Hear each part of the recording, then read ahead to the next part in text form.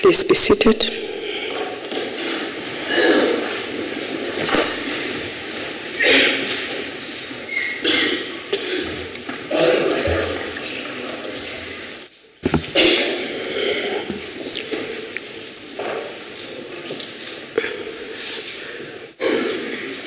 Does any member have any notice of a motion?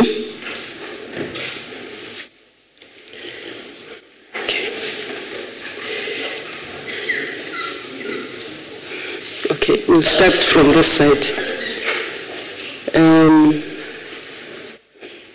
The whole house.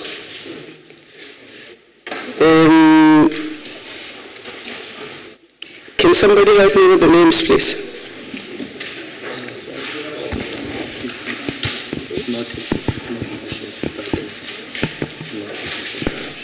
It is, yes, that's what I said. It is notices of motions. Mr. Groenewald? Yes, sir, please proceed. Thank you, Honourable Chairperson. On behalf of the Democratic Alliance, I hereby wish to give notice that at the next sitting of the Council, it notes that South Africa's poor performance in subject knowledge and teaching competency in maths, science and technology education and measures that can be put in place to address it. I thank you. Thank you, sir. The gentleman behind you. Thank you, Chairperson. I hereby give notice that in the next sitting of the Council, I shall move that the Council knows that the DA leader, Mrs. Helen Zille, refuses to take up a seat in Parliament as a leader of her party, and instead clings to the premiership of the Western Cape for dear life because of the status and the lucrative salary and other benefits attached to the premiership, including an official residence, support staff, bodyguards, and the like, while it is by implication her view that no other leaders in the DA, including the Western Cape leader, are competent to take over the premiership from her.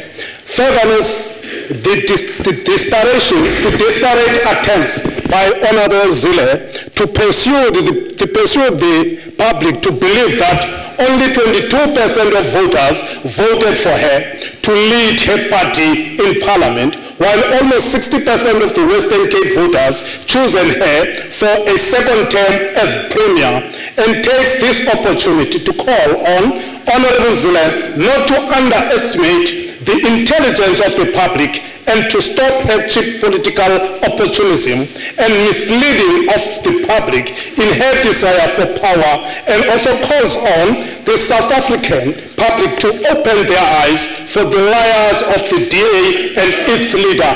Thank you, Chairperson. Honourable members, I think we should start correctly. Maybe I was also amiss. Will honourable members please identify themselves as and when they take motions? Secondly, please remember that we should try and put motions without notice that are without controversies. But if it is motions, notices of motions, we should also have an indication whether or not the members agree to them. The Honourable at the end. Thank you, Honourable Chair. My name is Willem Faber from the Northern Cape. On behalf of the DA, I hereby give notice that at the next sitting of the House, I will move that the Democratic Alliance welcomes the announcement and commends that AMCU and platinum mining companies reached an agreement on wage improvement settlements after the 5-month wage strike. However, the DA regrets that this agreement was reached in the noticeable absence of government. If this strike has been given the same attention as the farm worker strike in the Western Cape, this matter could have been resolved much sooner with less loss of lives, irreparable damage to our economy and the image of South Africa. I so move. Thank you, Mr. Faber. The Honourable Mutebe.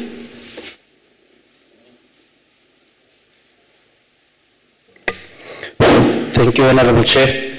My name is Buingotlo Ntebe, and I rise to give a motion without notice that the Council knows that the Association of Mine Workers and Construction Union, AMCO, accepted the wage offer on Monday to end the 5-month-long strike in the platinum sector, and further knows that the strike has had a devastating effect on the platinum mining sector, not only on the economy but also on the lives of the families and children of the mine workers. While many of the workers have last earned a salary months ago, and some have been kept at home as a result of intimidation without income and their food cupboards becoming empty. We should also note that the open hands and hearts of various organizations such as the Gift of the Givers, the E.G. Johnson High School in Boksburg, and the Vonner Broom High School in Pretoria and Gauteng. Are you on a point of order? Or are you just standing? Yes, Madam Chair. You are on a point of order. Thank you, Madam Chair. The motion has already been done, the exact same motion.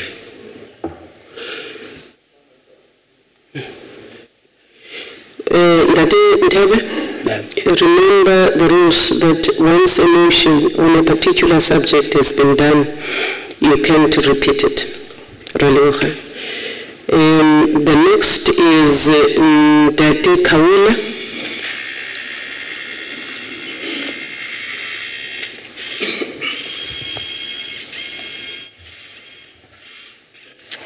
Thank you, Honorable Chairperson. On behalf of the Inkatha Freedom Party, I shall move at the next sitting of this House that this House debate the lack of service delivery of basic services like water and sanitation against the background of allegations of corruption and the municipal funds used as a lifeline for a political party in the Zululand District Municipality. I thank you. Thank you, sir. That was a notice of a motion.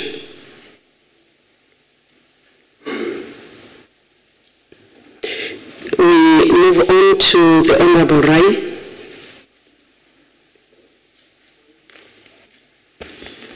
Thank you, Chairperson. The Mandla is a high. Oh. High. Point taken, Honorable Rai. Thank you, Chairperson. I here move without notice that the Council notes with sadness the recent passing of Mama Ipanet Mbeki, the 98-year-old mother of former President Thabo Mbeki, who was laid to rest near to the family home in the Eastern Cape.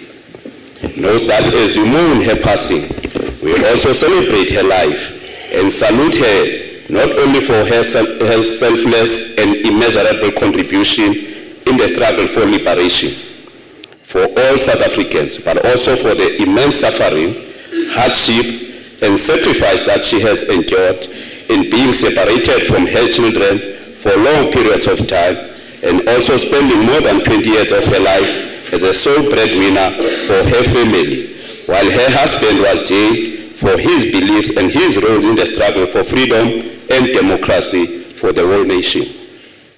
Also note that Mama Mbeki has touched the lives of so many people, and as such she was a true inspiration to many other women and mothers, and acknowledges that she was a true icon of her own time and a humble servant of her people, always rooted in the struggle of the people, and takes this opportunity to pay tribute to her and to convey its sincere condolences to former President Mbeki and the whole family for their loss. May her soul rest in peace. I so move. Thank you. Honorable members, I do know that you want to bring points of orders on. It would seem to me that the onboarding has not worked so well. The honorable members cannot make a distinction between a notice of a motion and a motion without notice. That's the first point I want to make. The second point is that perhaps we were not very good at also saying that all motions are timed. Therefore, it makes it a little bit difficult for me to call anybody at this first sitting of motions to order. So I think that we need to go back to explain the differences between a notice of a motion and a motion without notice. They are decidedly different. The Honorable Louis Nzimande. Honorable Chairperson, I needed clarity. The items are separated. Are we dealing with them concurrently? Because otherwise, if we are still busy with notices of motion, let's do that, and then we exit, we get into motions without notice, so that we're all clear. We are all clear. We have new members in the House. If you listen to the Dadun tab, he gave us a motion without notice. If you listen to Dadun Rai Khai, he gave us a motion without notice, but his motion without notice at the time of notices of motion was also so long that it could qualify into a member statement. I'm trying to say that today we should exercise that patience. New members, I'm sure you're beginning to notice, if it is a motion without notice, it has to be uncontroversial because the House must agree to it. Agree. If one member of the House says no, that motion can't be carried. If it is a notice of a motion, members can decide at a later date to come back to the motion and to debate that motion. So it is not a train smash. I'm going to ask the other members who have their hands up to please stick to notices of motions. The Honourable Member.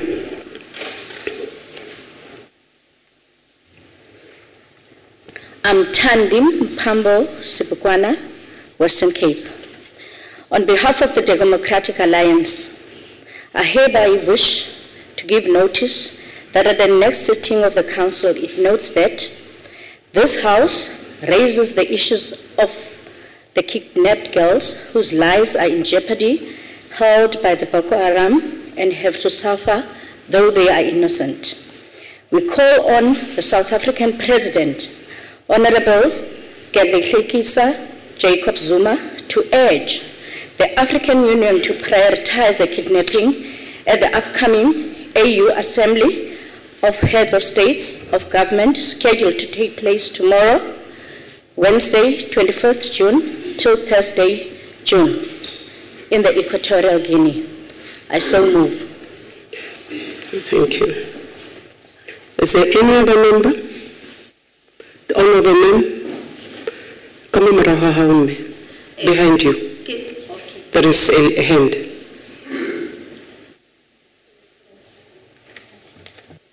Thank you, Chairperson.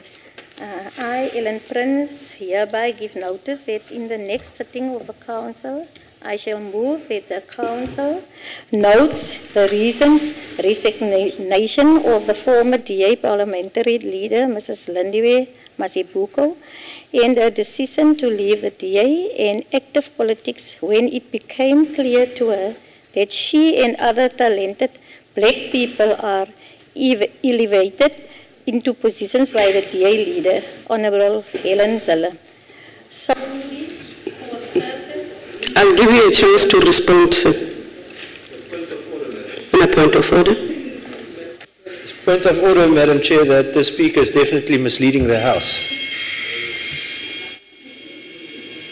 It is a notice of a motion. That's what it is.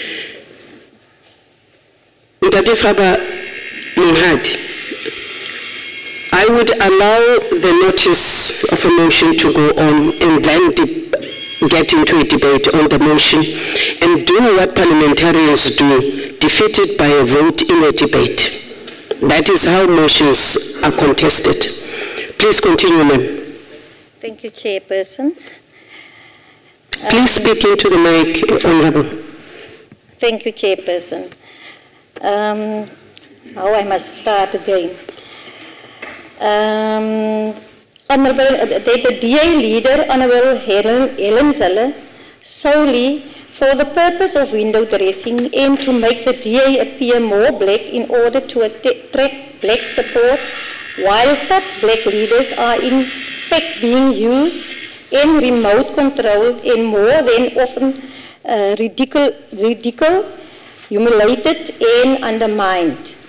Notes that Mrs. Masibuko departure confirms the concern in the DA that the party has deteriorated into an intolerant, paranoid, fearful, vengeful and malicious one-woman organization that is subservient to Honorable Zille, who is reportedly increasingly becoming a dictator.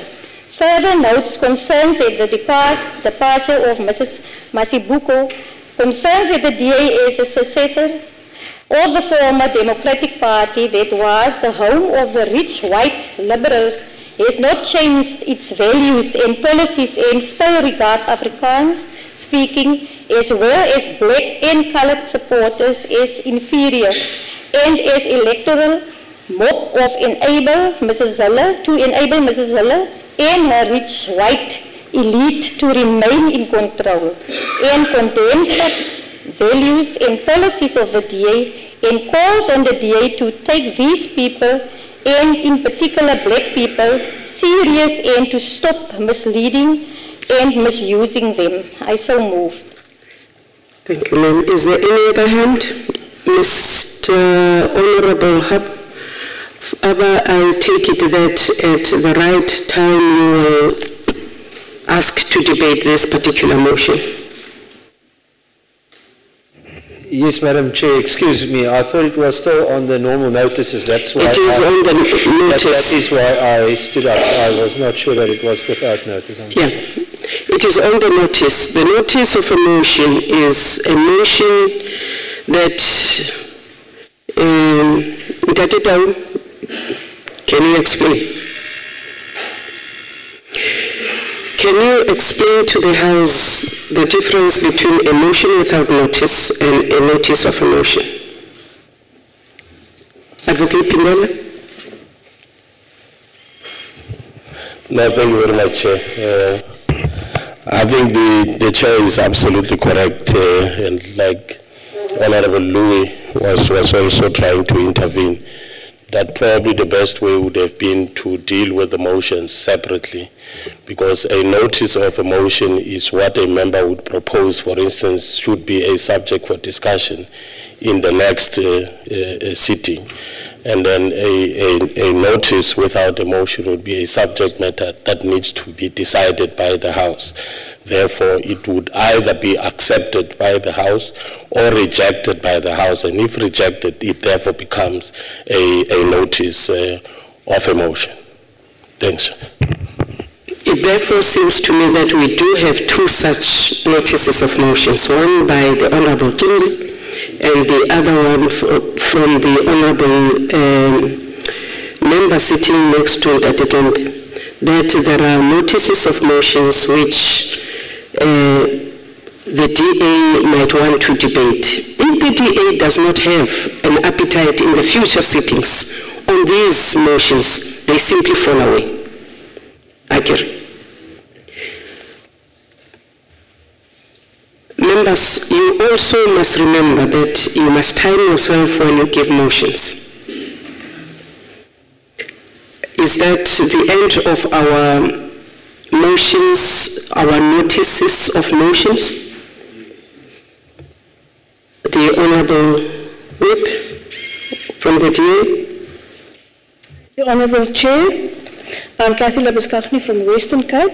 Honourable Chairperson, on behalf of the Democratic Alliance, I hereby wish to give notice that at the next sitting of the Council, it debates with urgency the high TB infection rate in South Africa, as there are 1,400 new cases reported daily. The Democratic Alliance therefore calls on the Minister of Health, Dr. Motsoaledi, to declare TB as a national health crisis with specific focus on the impact thereof on the mining industry. I so move. Thank you, ma'am. Members, can we please now proceed to deal with motions without notice?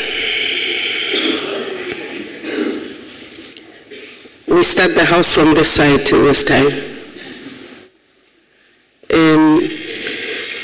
Let's start with the two honorables this side.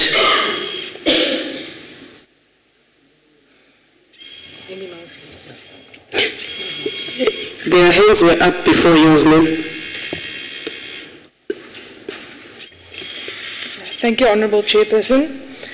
Honourable Chairperson, on behalf of the Democratic Alliance, I hereby wish to move a motion without notice that the Council must take note that the Honourable President Jacob Zuma stated in the State of the Nation address on the 17th of June that the government must implement a 1 million internships for youth to gain experience.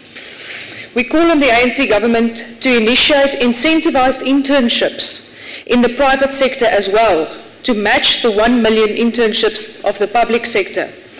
This will be the ideal opportunity to form partnerships to address, among others, skills mismatches and the current market demands. I so move. Members, I put the motion to the House. It's a motion without notice. Anybody objecting? No. No. Honourable Member?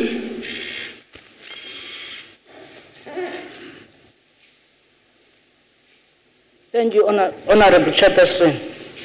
I hereby move without notice that the Council notes that President Zuma... Please identify yourself. My name is Pindwe Samkamkuku. I hereby move without notice that the Council notes that President Zuma's inauguration as the 5th democratic elected President of the Republic of South Africa and the announcement of his new cabinet was indeed a historic occasion, as it has not only coincided with the commemoration of Africa Day, but it also marked 20 years of freedom and democracy since South Africa was liberated from apartheid and colonizing. Notes the announcement by the President that South Africa has entered the second phase of its transition to a national democratic society, and that this would be a radical phase of socio-economic transformation to push back the triple challenge of poverty, inequality, and unemployment. Further notes and welcomes the commitment by the President that his executive team will implement the 5-year medium-term strategic framework of government, which has been developed and is based on the National Development Plan and the ANC Manifesto, and congratulates President Zuma on his election as President, and also all members of the National Executive on their appointment, and wishes them well during their term of office and in fulfilling their task to improve and accelerate the implementation of the government progressive policies and programs. I so move, Honourable Chairperson. Thank you. Is the House in agreement? The Honourable?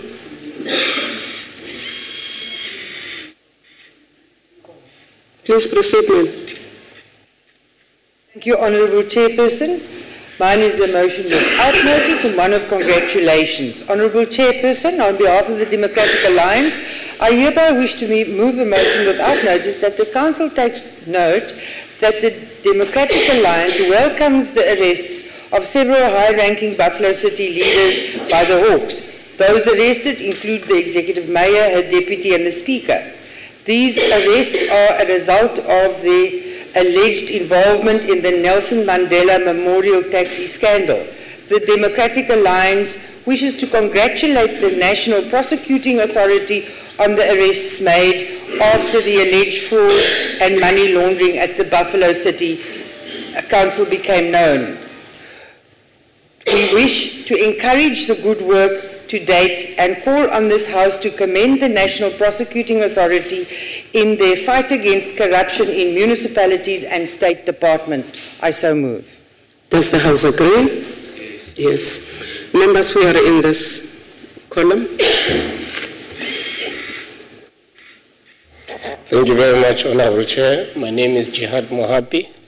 I hereby move, Chair, on behalf of the ANC without notice, that the Council knows the composition of the new Executive Council of the DA-controlled Western Cape Legislature, where Honorable Premier Zille and the 50% of her executive are whites, with 80% of the Executive Council again being dominated by men, while black representativity is limited to only 10%. 2, I further wish to request the Council to note that the new mayoral committee of the DA-controlled city of Cape Town likewise consists of more than 63% whites, while the representativity of colored and black people is limited to 27% and 9% respectively. Also notes that this is a clear motion of no confidence by the DA, and not only in women, but also in black and the colored people, while it displays the reluctance of the DA and its leaders to promote transformation and employment equity and to apply gender equality and the demographics of the city and the province, and thereby demonstrating that the DA is still a party for the whites. This discriminatory policy of the DA is also evidenced by the fact that 3 of their reps in this National Council of Provinces are white, particularly from the DA, as I've indicated. Lastly, I wish to condemn these discriminatory practices and policies of the ANC on behalf of the DA, on behalf of the ANC, and calls on the DA to stop its contempt of gender and employment equity, and to recognize and apply the demographics of the province and the city, and to respect and uphold the provisions and the values of the Constitution of South Africa and other legislations. I so move. Does the House agree?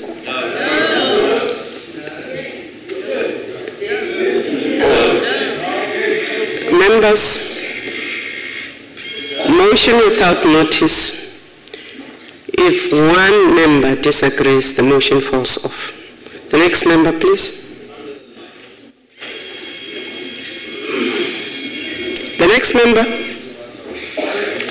Thank you, Honorable Chairperson.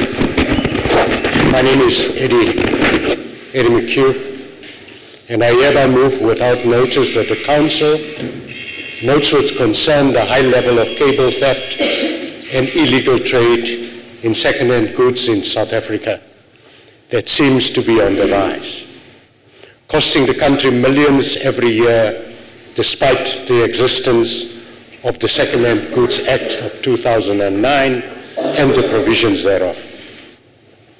I note that only recently the Johannesburg Metro Police discovered a full truckload of stolen electricity cable belonging to City Power, worth about 5 million rand, when they pulled over a truck for a routine roadworthy check, and also found that the truck had different business names with different addresses on each of its doors. Therefore, commends these officers on their commitment and efficiency in dealing with this incident, and also in enforcing the law in general, and condemns the scourge of cable theft and illegal trade in second-hand goods across the country.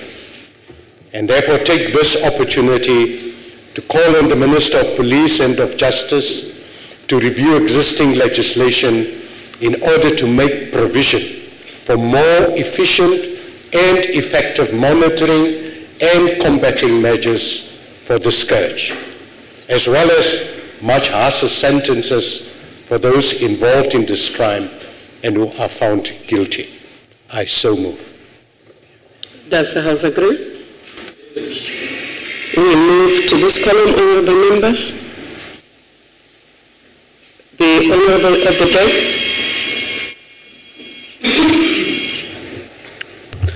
Thank you, Honourable Chairperson. My name is Bayer Smith from Limpopo. Honourable Chairperson, on behalf of the Democratic Alliance, I hereby wish to move a motion without notice that the Council notes the fatal accident in which 10 South Africans died in a car accident over the weekend on the N1 at Hlangani outside Makado. that the DA offers our heartfelt condolences to the families of the deceased, that this stretch of road is very dangerous and has claimed many lives over the years. That this House calls on Samaral to provide a report to the Select Committee for Transport on the accidents that occurred on this road over the last 24 months, indicate what the risk factors are on this particular road, what the traffic capacity, condition and lifespan of the road is, the proposed infrastructure expenditure to improve the conditions of the road, and the law enforcement program for the road on a daily basis. I so move. Does the House agree? Is the Honourable Ntsimendi? Thank you, Honourable Chairperson. I move without notice that the Council note the sad moment that befell the Chief Whip of KwaZulu-Natal Legislature, Honourable Senzo Mkhize, who fell ill after the sonnet was delivered last week and was admitted at the hospital.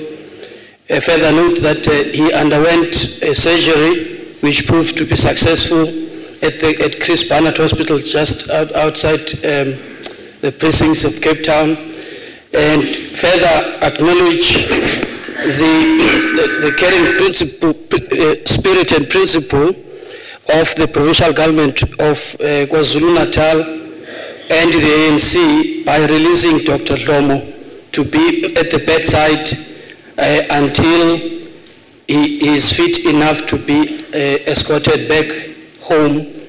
Takes this opportunity to express good wishes for speedy recovery. I so move. Does the House agree? The Honourable Zwane.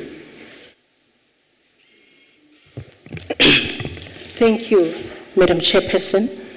I hereby move without notice that Council 1 notes that the Youth Day in 2014 marked the 38th anniversary of Soweto uprisings of the 16th of June 1976, which tragically ended with hundreds of young black children being killed and over 1,000 wounded by the apartheid government when these children protested against the unjust imposition of Afrikaans as a medium of instruction.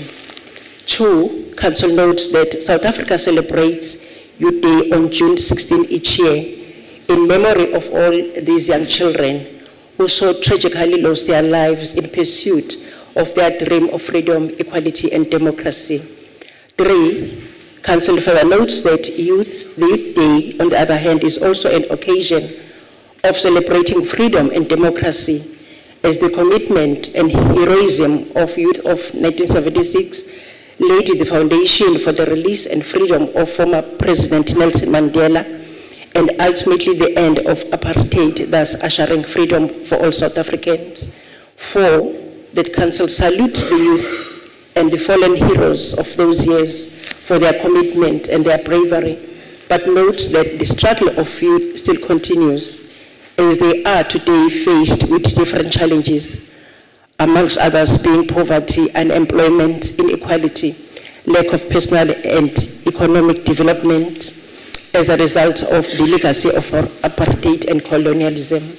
5, take this opportunity to call on the youth to remain as committed and as brave as the youth of 1976 in tackling these challenges. Madam Chairperson, I so move. The House, do you agree? Yes. We move to Mpumalanga and Northern Cape.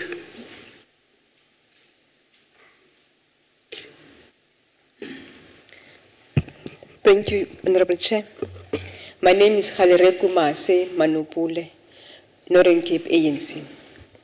I hereby move without notice that the Council notes that with shock and utter dismay, the brutal and the inhumane apartheid-style eviction in Cape Town recently, when 843 residents of Luandle near the Strand, that included pregnant mothers, babies, children, elderly, sick, and disabled people living in poverty, were evicted in freezing wet winter condition following a court order that was obtained long ago.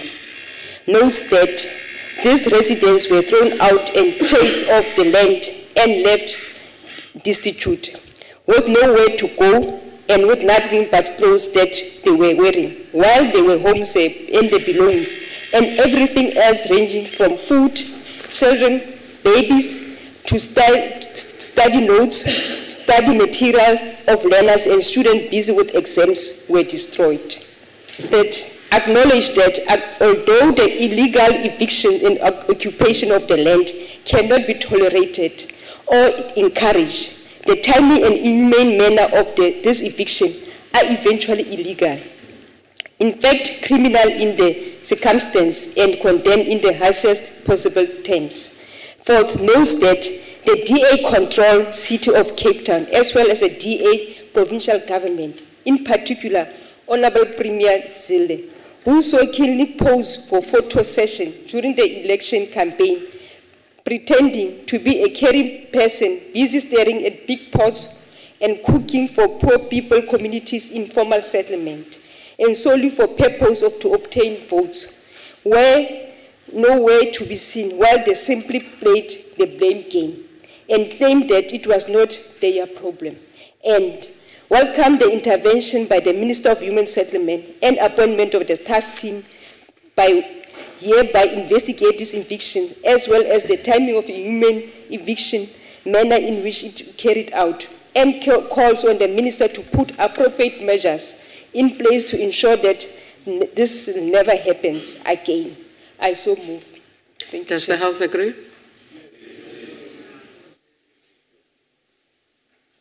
I move to the Northwest Western Cape. The Honourable Groenewald. Thank you, Honourable Chairperson. I hope I can bring something more positive to the House this afternoon.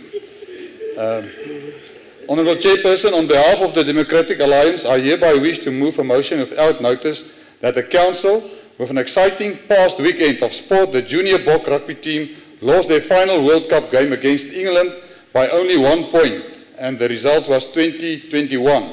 The second rugby test match between the Springboks and Wales was won by the Boks with 1 point, 31-30, and that makes them the winners of the series since they beat Wales in both test matches. The Protea netball team made us proud by winning their test series between Scotland with 3-0. South Africa wish them all the best for the games next month in Glasgow for the League of the Nations. I so move. It certainly is one motion that is bringing the House together. Thank you, Mr. Groenewald. That then takes care of our time allocated for motions. Not quite what, Chief Whip? The most positive motion will come from ourselves this side. With your kind heart, Chairperson, your indulgence. Proceed. Hunadi Mateme hereby moves without notice that the Council, 1, knows that South Africa's 5th general election on the 7th of May 2014 was not only once again open, free and fair, but it has in fact been a historic milestone as it marked 20 years of democracy. 2, commends the Independent Electoral Commission and all its officials and also all law enforcement and other agencies who have been involved and assisted in the election and who have, despite criticism and challenges, performed their task with distinction to ensure that the election went peacefully and was open, free and fair. Thirdly, also commends the South African public on their commitment, not only during the campaigning period, but also on election day and beyond, to ensure that the election was peaceful, free, and fair. Lastly, Chair, take this opportunity to congratulate all representatives of all parties who have been elected to Parliament and provincial legislatures, and we wish them a fulfilling term of office. I so move. Honourable members, that now certainly concludes the time we allocated for motions. Motions, honourable members, are usually regulated. I want to advise the Chief Whips Forum to really get to work so that we work systematically. Today is the first day, and I can understand that all of us have something to say, and all of us must reflect the concerns and whatever is in our parties, in our constituencies.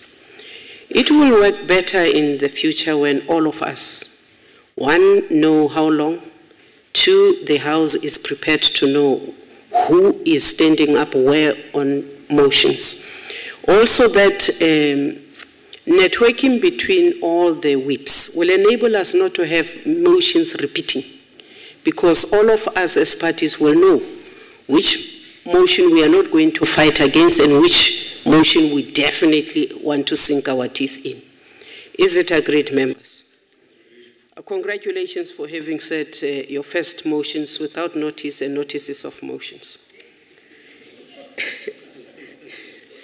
I therefore want to say that we must move as the House to come to the first motion on our order paper.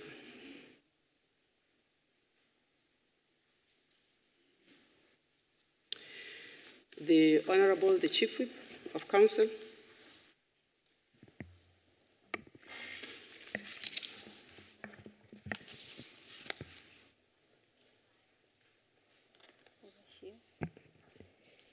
Honourable Chairperson, I must say from the uninitiated point of view, from where I came, we were doing things a bit differently, but I stand advised here as to actually where we are in our proceedings for this afternoon. Honourable Chief Whip, we started off with meditation or prayers. We then went on to ask for notices of motions. We went on to motions without notice. We have interacted with those types of motion. We now have moved on to the item on your order paper called motions, which in terms of the advice I have, I must give the space to the Chief Whip of Council to talk to us on. Honourable Chair, I move that we proceed with matters as they are appearing on the order paper of today. I move accordingly.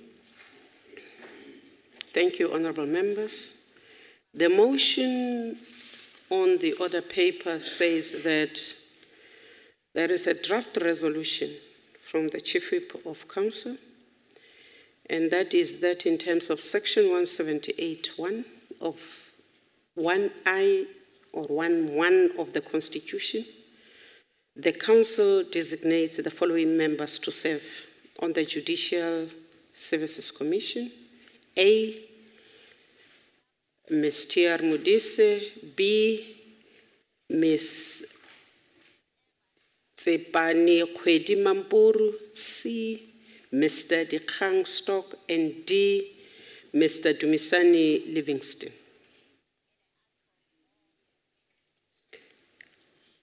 The second draft, are we now together, Chief Whip? Okay.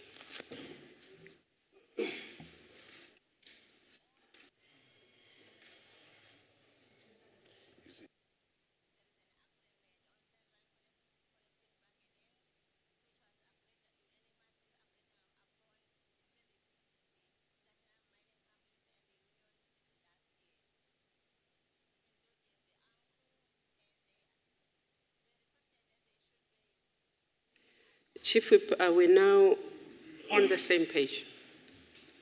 I have not received any speakers list on this motion. I shall now put the question to the House on this first motion. Members, are you together? You have your orders? Yes. I put the question, therefore, to the House, that the House agrees to this motion. The Honourable Member?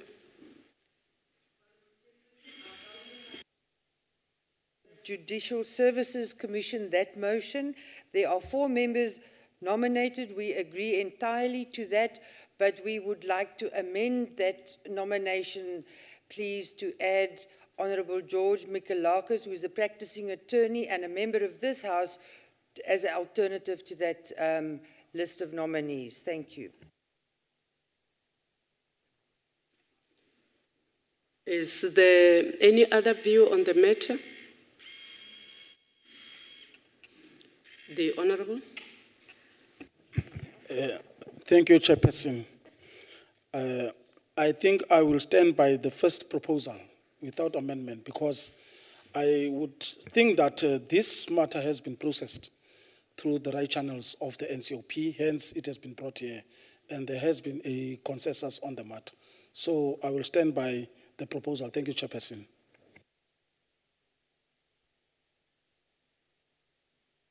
Honourable Chair, I would move that I second Honourable van Lingen's proposal, and I would like to state in front of this House, in the side of oversight and representation, we do represent a certain percentage in this House, all parties, and this committee exists only of one party. And I think if in the light of oversight, I see it it would be not good to pass this motion. Thank you. Honourable members, I have 3 versions from your response. One says, yes, amend, but add one honourable member as an alternative. The second input says, no, let us keep to the original 4 names as proposed. The third input says, no, we propose differently because all 4 names are not representatives of the House. I therefore put this question to you.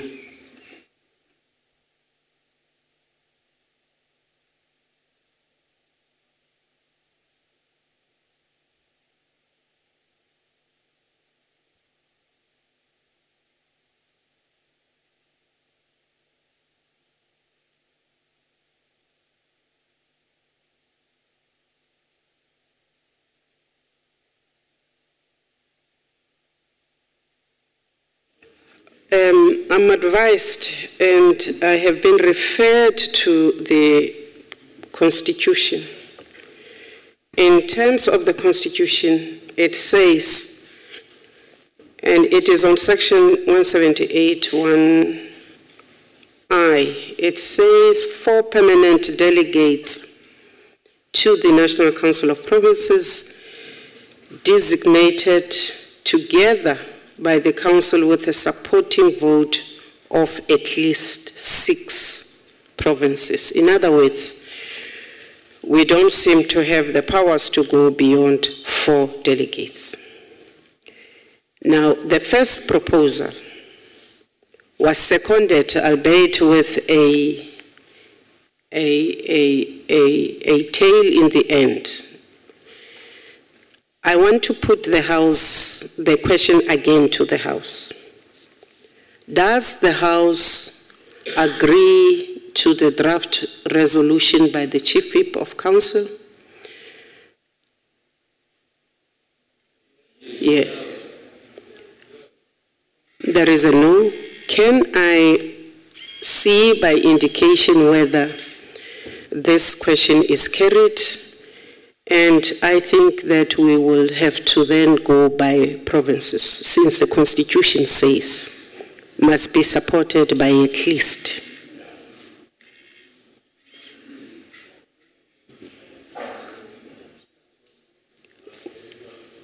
in the alphabetical order, Eastern Cape. Agreed, Chairperson.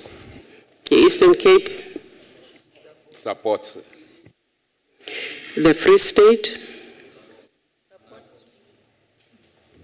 The Free State, speak into the mic.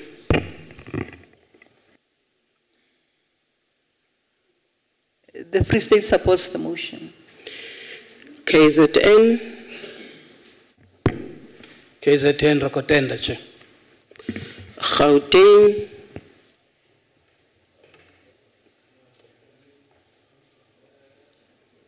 Is Gauteng not in the house? Gauteng supports the motion. Limpopo. Honorable Chair, Limpopo supports the motion. Mpumalanga. Honorable Chair, Mpumalanga supports the motion as it stands on the order paper. Thank you. Northern Cape. Northern Cape, Honorable Chairperson, supports the motion. Northwest. Northwest agrees, Chair. Western Cape.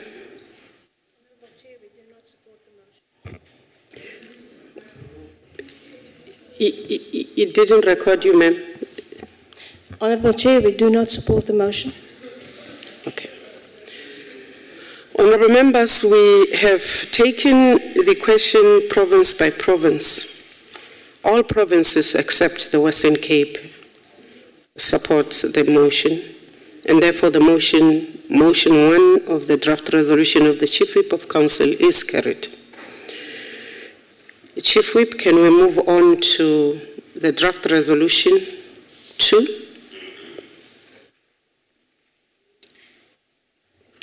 Chairperson of Council, thank you very much. Draft Resolution 2 reads as follows, that in terms of Section 3(1)(a) 11(9) of the Magistrates Act 90 of 1993, the Council designates the following members to serve on the Magistrates Commission. First member, Mr. Rasiriti Johannes Tau, and Ms. Khalerekwe Mase Manopole will be an alternate. Secondly, Ms. Tasnim Motara, Mr. Emmanuel Musawenko Simlambo will be the alternate. 3, Mr. Moses Titus Mhlanga, Mr. Simpiwe George Mtimunye will be the alternate. 4, Mr. George Mikelakis, Mr. Megan Chetty will be the alternate. I thank you. Members, we shall now proceed to repeat the process as we did in the first motion.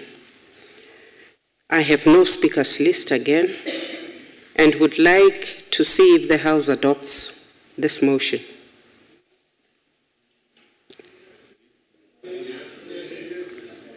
I should not put this motion to vote again. The House adopts motion 2. We agreed. Can we proceed, Chief Whip, to the third?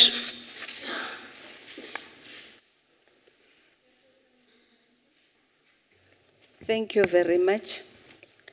Our third draft resolution reads as follows, that the Council elect Mr. Archibald Jomo Nyambi as the House Chairperson for committees with effect from 24th June 2014.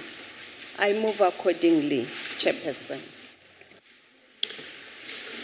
Does the House agree with our third motion?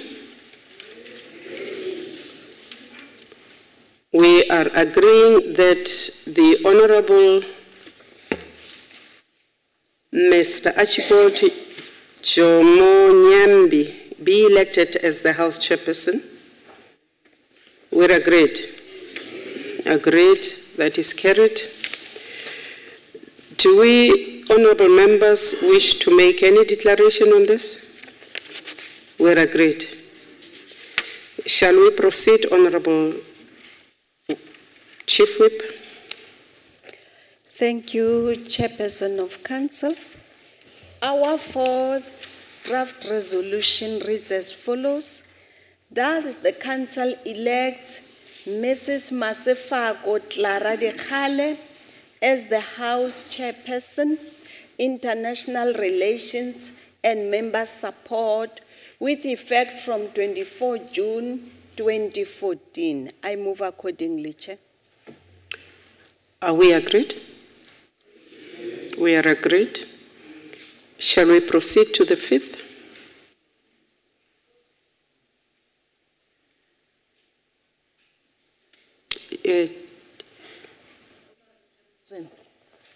Ndicela uxolo bekungumnqweno wethu okanye umnqweno wam into kokuba aba bantu bachongwayo as chairperson sibazi ukwenzela into yoba sibe famile nobuso babo.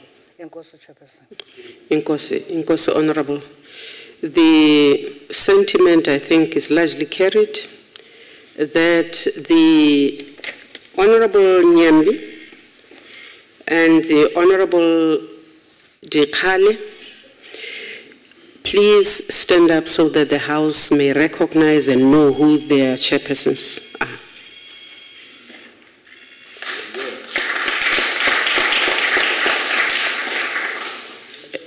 As we proceed, we shall then ask the same of the next person. Please proceed, Chief Whip. Chairperson of Council, thank you very much. Our fifth draft resolution reads as follows: that the Council appoints Mr. Jonas Pello Pakis as the Programming Whip with effect from 24 June 2014. Honorable members, are we agreed? The Honorable Pakis to stand up and be recognized.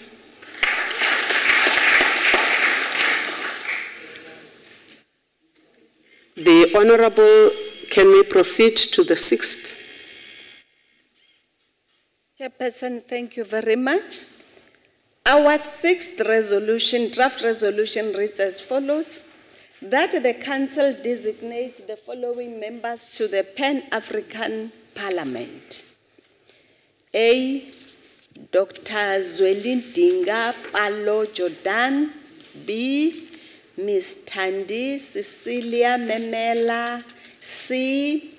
Dr. Hunadi Euphemia Matime. D.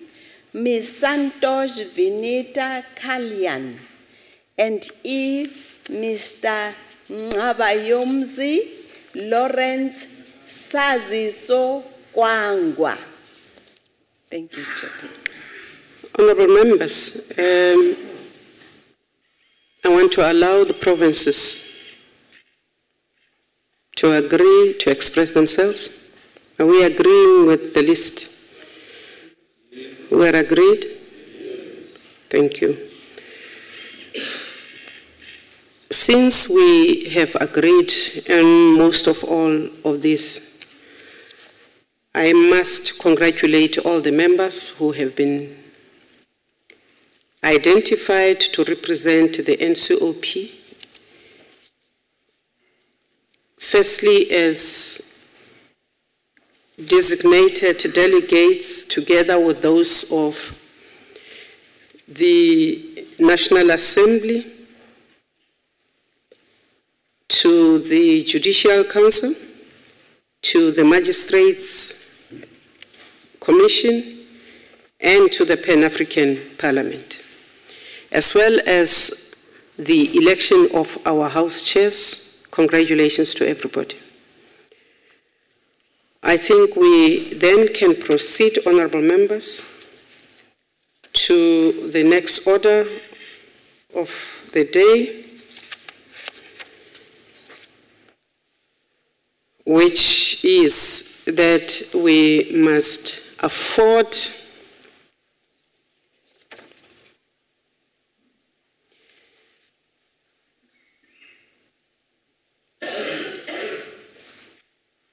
even before we afford the members opportunity for the oration on the passing of the Secretary to Parliament, we should be moving on to the item on the order on the adoption of the rules of the NCOP.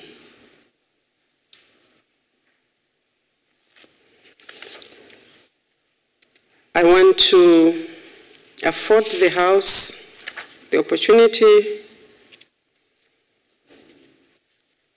to discuss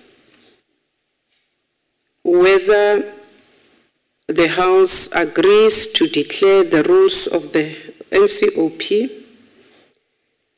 adopted in terms of Section 65 of the Constitution.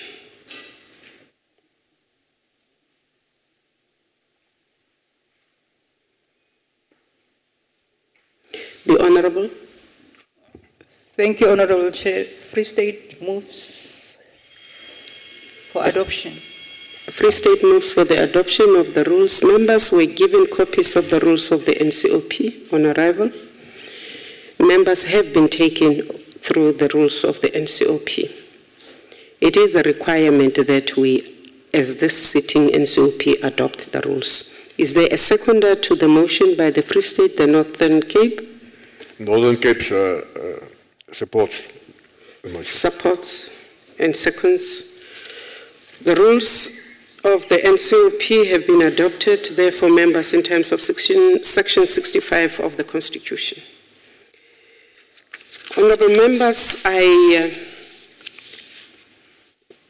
want to proceed and afford the parties the opportunity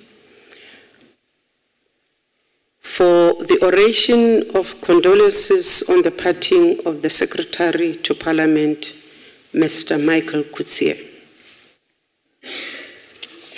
I have been given the speakers list, and the first person on my speakers list is the Honourable C.J. De Beers. Thank you, sir. You've got 7 minutes. Thank you, Honourable Chairperson. There's an obstacle in my way at my feet. Honourable Chairperson, John Maxwell wrote the book, A Purposeful Life. The life of the late Comrade Michael Coetzee can be described as a purposeful life. Comrade Michael was born on the 25th of August 1959 and grew up on a farm near Luri in the Eastern Cape. He was raised in a family where they had a sense of what was wrong, about justice and injustice. His father and mother were teachers. He was exposed to the black consciousness movement during his high school years in Uitenhage and set up a branch of the South African student movement. The tragic day of 16 June 1976 in Soweto and the death of Comrade Steve Biko in 1977 had a crucial influence in shaping his progressive consciousness, standing up for justice for all and fighting against the apartheid regime. As a student at the University of the Western Cape, Comrade Michael started the difficult task of building organizations from the ground upward, civic organizations and workers' organizations and youth organizations. He was there for the launch of the United Democratic Movement and there when COSATU was formed. He helped shape these organizations. The strategies and tactics of the revolution was something he delved into with great detail and insight. Yes, he set an example of what we as comrades in the organization must do. As an activist, he paid attention to detail. He related his work to a firm ideological base, pursuing the broader goals of the National Democratic Revolution. He was an active cadre at work. Yes, the security police of the apartheid regime was after him, hunting him. He was hung by his feet, and just imagine yourself in a position like this, over the Van Stadens River Bridge. That's near Imansdorp. He was tortured severely. Michael was not tethered. He was a courageous fighter with a determined spirit, driven by a deep commitment to his organization, the African National Congress. In 1981, he was recruited into the ANC underground and arrested in 1983 after information linking him to the banned organization, which was found during a raid by the SADF in Lesotho, where some of the ANC underground structures were based. About a month later, Comrade Hadley King and Zelda Holtzman were arrested too. The state had expected him to appear as a state witness in that case and sell out his comrades. Instead, Comrade Michael Coetzee took the stand and swore truth, the whole truth, so help me, Oliver Tambo. This was a calculated move, done with in his own style. This took some courage, and we can learn from this.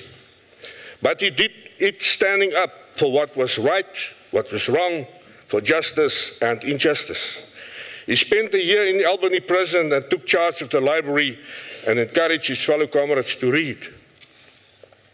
He helped form COSATU in East London and worked as a human resource manager in Parliament. With democracy in 1994, he became the secretary of the Gauteng Provincial Legislature.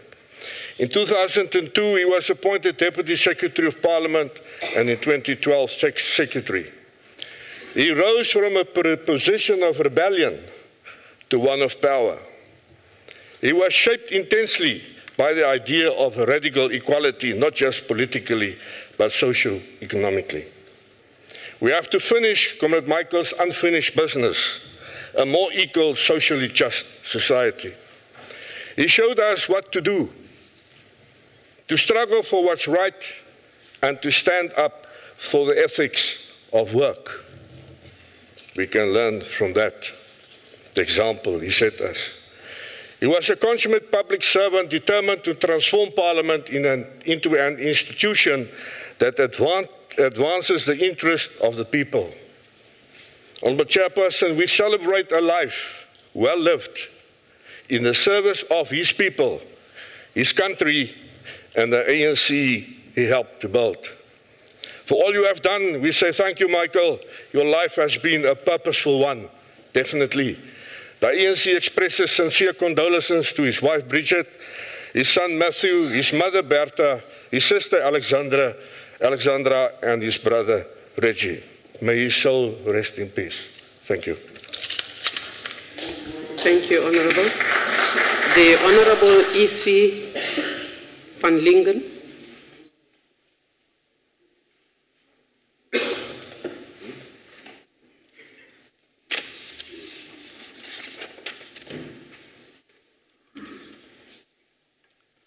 Honourable Chairperson, the passing of the Secretary of Parliament, Michael Coetzee, on Friday, the 13th of June, after a long struggle with cancer, was embraced with great sadness.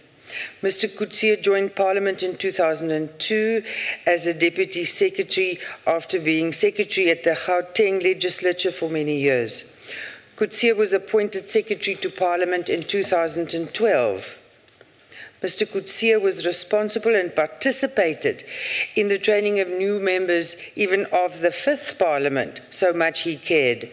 His exemplary example to work to the last day to ensure that the institution properly represented the interests of the people must be a lesson to us all. Parliament has been enriched by his contribution, and he will be sadly missed. He served Parliament loyally for over a decade, and before all that, he was noted and he was a noted anti-apartheid activist.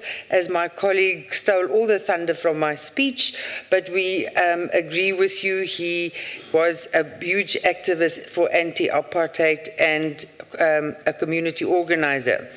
As a cancer survivor for so long, he's been an inspiration to us all. He fought a brave battle, and we thank his wife, Bridget, and his family for the continuous support they gave him over such a long period. Chairperson, and we were friends as Stormers. We were Stormers supporters, him and me. You know, his brother is Alistair Coetzee, the coach of the Stormers. And through many a match, we communicated by SMS when there were tough moments, when Stormers had to score before the whistle had gone. So I will remember that very dearly. Our deepest condolences goes to his wife, Bridget, and the family, and colleagues and friends through this very tough time. I thank you. Thank you, Honourable Member. The Honourable Matisse.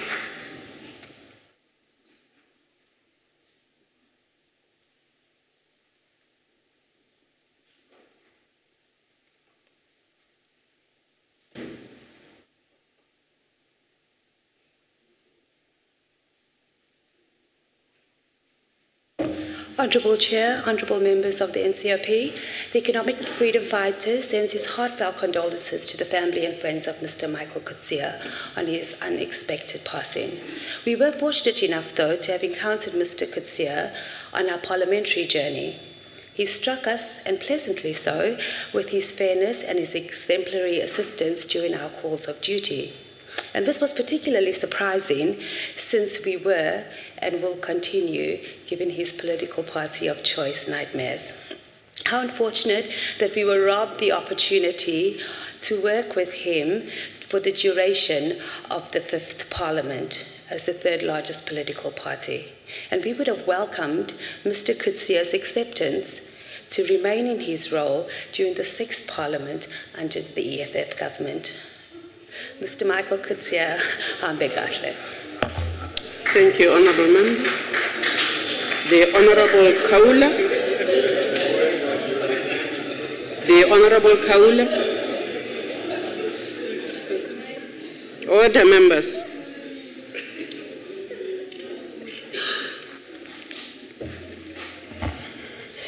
Thank you, Honourable Chairperson. The Honourable Member meant IFP, not EFF. On behalf of the Inkatha Freedom Party, I offer our sincere condolences and support to Mrs. Bridget Coetzee, to Matthew, and to the family of the late Mr. Michael Coetzee, whom we remember in this condolence motion today after his unexpected passing. I say unexpected because although Mr. Coetzee was waging a long fight against cancer, he was always available, always in the office, and always hard at work. He seemed invincible, and I think that we had all forgotten that his health was not that it should be. Cancer didn't slow Mr. Coetzee down, but neither did it make him self-focused or less patient with those around him. When Mr. Coetzee was appointed Secretary to Parliament, the IFP welcomed his appointment. We knew that he was qualified both in skill and character, and we looked forward to working with him. We are saddened that we lost his contribution so soon.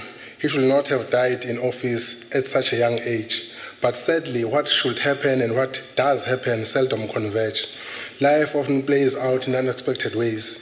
This is a lesson we have learned through painful experience in the IFP, as our own colleague, Dr. Maria Oriane Ambrosini, is also waging the battle against cancer.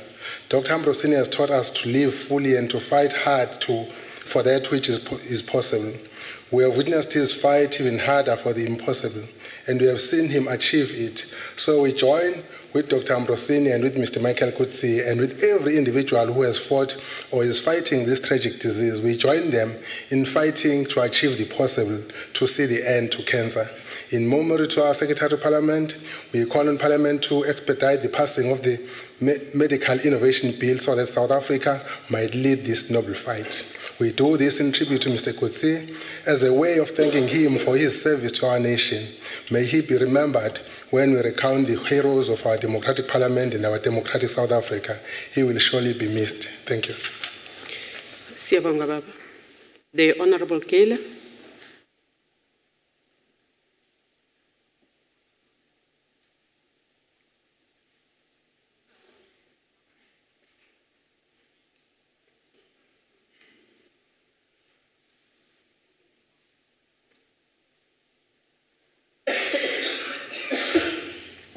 Thank you, Chairperson.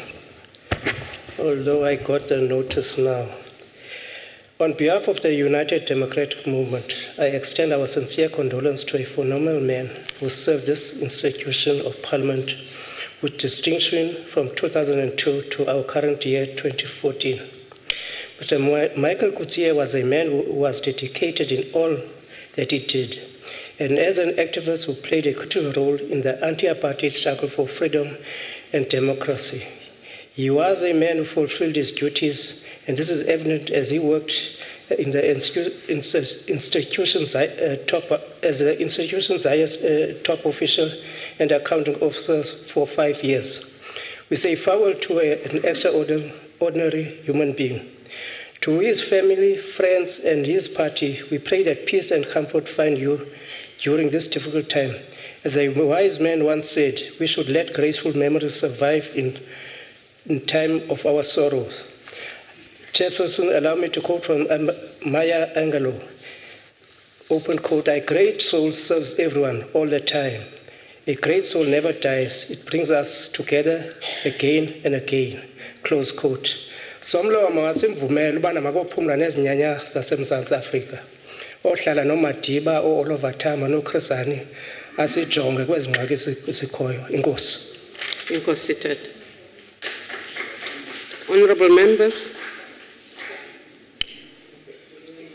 today the National Council of Provinces pays a special respect to the late Secretary to Parliament, Mr.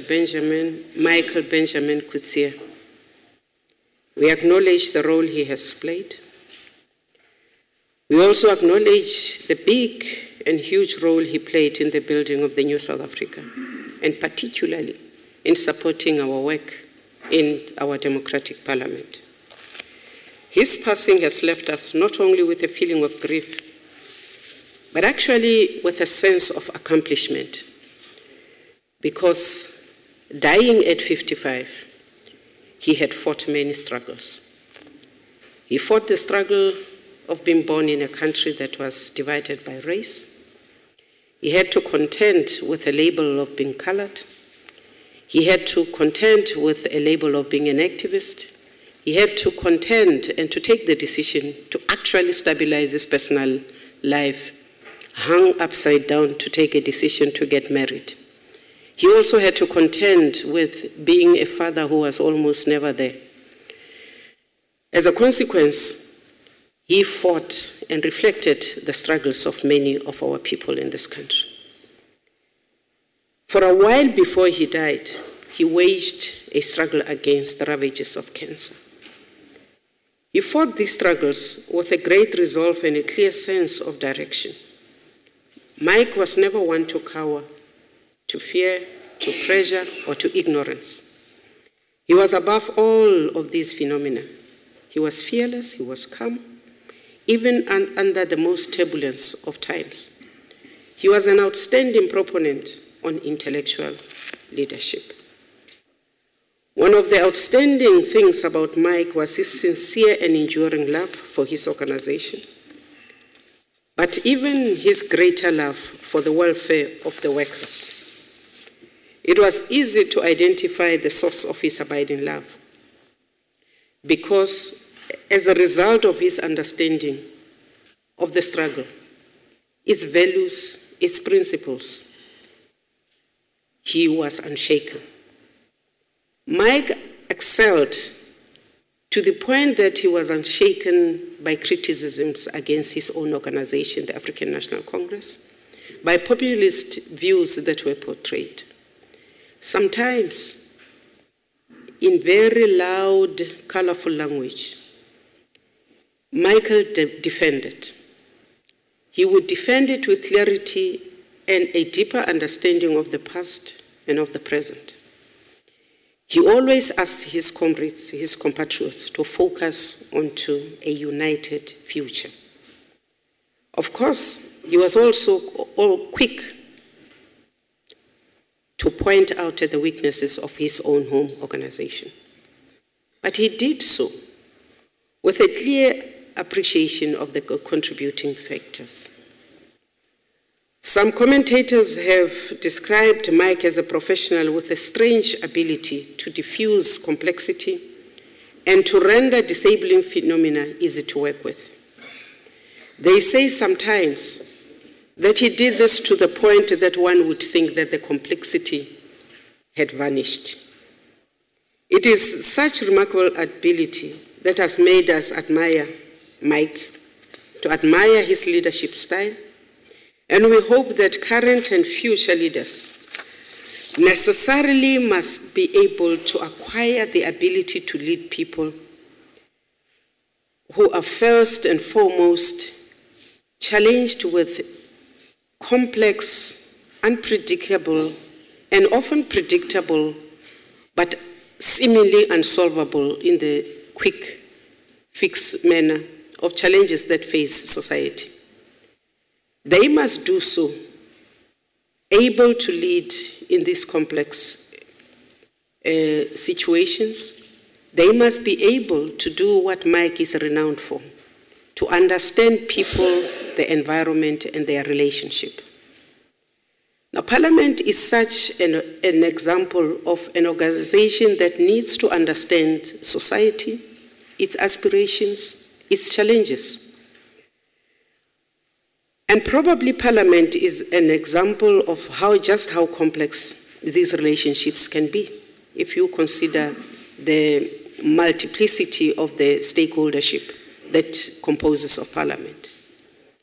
We have the political environment with the contesting ideas regarding what is best to the electorate. To be effective, our institution needs to manage inherent tensions that results from such contestation. Otherwise, we will be unable to facilitate the implementation of solutions that are directed at addressing the needs of our people. We are also faced with a global environment that is also complex. As Parliament, we also have to offer a range of services that must be performed in support of public representatives.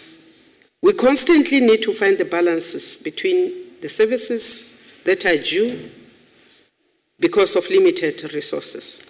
We need to find the capacity and the expertise to manage and deliver complex and varying degrees to the needs of all our people. At the most critical level are the officials who must help to conceptualize, to package, and to present these services to the people.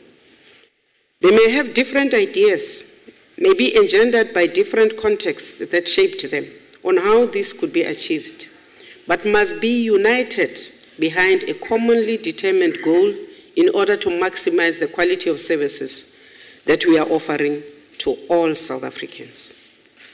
At the center of these efforts must be the people, the South Africans that we serve, who constitute the sole reason for our existence as Parliament. For one to manage such a setup, one must have the ability to lead. He or she must have the capacity to connect with the people at all levels. Like Mike, he or she must possess a natural bond with the constituencies we find in an institution that serves the people. In short, he or she must be a leader with a skill and a heart. We saw these important qualities in our late secretary. He knew that a leader would not be liked by everybody. But he also knew that a leader must be driven by conviction to do good. To the Coetzee family, we thank you for sharing Mike Coetzee with us. We will always cherish the fruitful and productive time he has spent in the struggle and in this Parliament. A person that departs from this earth never truly lives, for they are still alive in our hearts and on our minds, and through us, they must live on. We hope that the family of Coetzee will accept our condolences and that this institution, the memory of Mike Coetzee, will continuously be etched in our personal and in our institutional memories. I wish to take this opportunity then to ask members of this Honorable House to stand and observe a moment of silence for our departed secretary.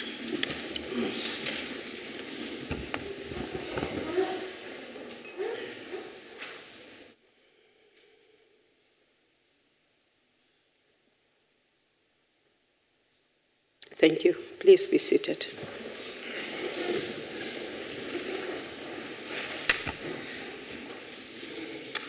Order, members. We must now proceed to the subject for discussion as reflected by our order paper. I have been given a speakers list for the debate on the debate. The theme called 20 Years of Democracy, Together Advancing Youth Development and Employment.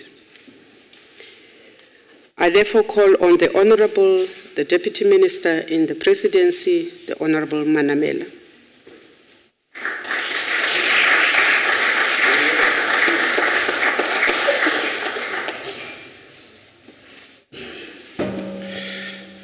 Okay. Honorable Chairperson, I must declare that this is my maiden speech in the National Council of Provinces. Honorable members, I will not be blessed with the podium of this august house today and the gratitude of your attention had it not been the sacrifices of the youth of June 16, 1976. For that, we will forever be grateful to them and will continue to pay homage to their struggles. When the light of freedom was dimmed by the heightening oppression of the apartheid regime, having locked our leaders in prison or forced them into exile, it was the workers of 73 and the youth of 76 who took to the street to rekindle the hope that one day Harry Gwala will be released and Adelaide Tambo will return from exile. All these freedoms of speech and association, this constitution, this vote, and all these liberties we enjoy are a resultant of the gallantry of our youth. At every epoch in the fight against colonialism and apartheid, the youth of this country made an indelible mark to push the frontiers of oppression and to bring about their freedom. We should continue with the clarion call, we are our own liberators. Our youth, mainly signified by their collective selflessness of 76, refused to be spectators in the cause of their own liberation and never apportioned an inch of this role to any messiah. We mark June 16 to symbolize these acts of brevity by all young people who gave their lives to the liberation of our country. Hector Peterson, Hastings Ndlovu, Tsietsi Mashinini, are part of a gallery of young people which includes youth such as Solomon Mahlangu and Steve Biko, and many others who all remain a symbol that the freedoms and liberties we enjoy are a cost too much to pay and so soon into our democracy. This freedom was not for free and should therefore be defended with our lives. Just a few weeks ago, despite the repeated shoutings from the prophets of doom, the youth of South Africa have once again put their trust onto the African National Congress through the power of the vote. This way, despite the sidewalk rumblings and the youth of this country, that the youth of this country would vote against the movement of their forefathers. As we bring the Youth Month towards its close, we must thank various sectors of society that continue to uphold the important historic role that the youth of this country have played in our country's social, economic, and political evolution. It is therefore timeous that we respond to the question, what should be the focus of the ANC-led government in meeting the needs, interests, and aspirations of young people? In responding to this question, we also need to appreciate the current conditions that young people find themselves. At the State of the Nation address, His Excellency President Jacob Zuma said, and I quote, "Youth empowerment will be prioritized in our economic transformation program," unquote. In order for us to comprehend what the President meant, we need to appreciate the existing challenges that need to be solved developed and reappraise the methods by which these can be achieved. We need to understand that South African economy remained underdeveloped as a colonial economy for a while and was further distorted by apartheid. This has disadvantaged the youth in more ways than we can ever imagine, and that this status quo need to be resolved. Nonetheless, the majority of our youth continue to be economically marginalized owing to the structural defects engineered into the fiber of our society and economy by the political repressions of the past. Black people in general, undeniably, and women in particular, continue to suffer the worst of unemployment, poverty, and inequality. 1994 democratic breakthrough occurred against the backdrop of various social, economic, and political conditions that made certain aspects of our transition into the new democratic dispensation possible. While some challenges were due to the then given prevailing circumstances differ, it was Joe Slovo who coined our transition as the sunset clause, which led to which became the solution to prioritizing a political solution as the most immediate tactic to end political violence and usher a majority rule. In reality, young people, for instance, constitute 25% of the unemployed, and over 70% of the, young people constitute 75% of the unemployed. And with South Africa being a young nation, it means that any program of youth development should target young people.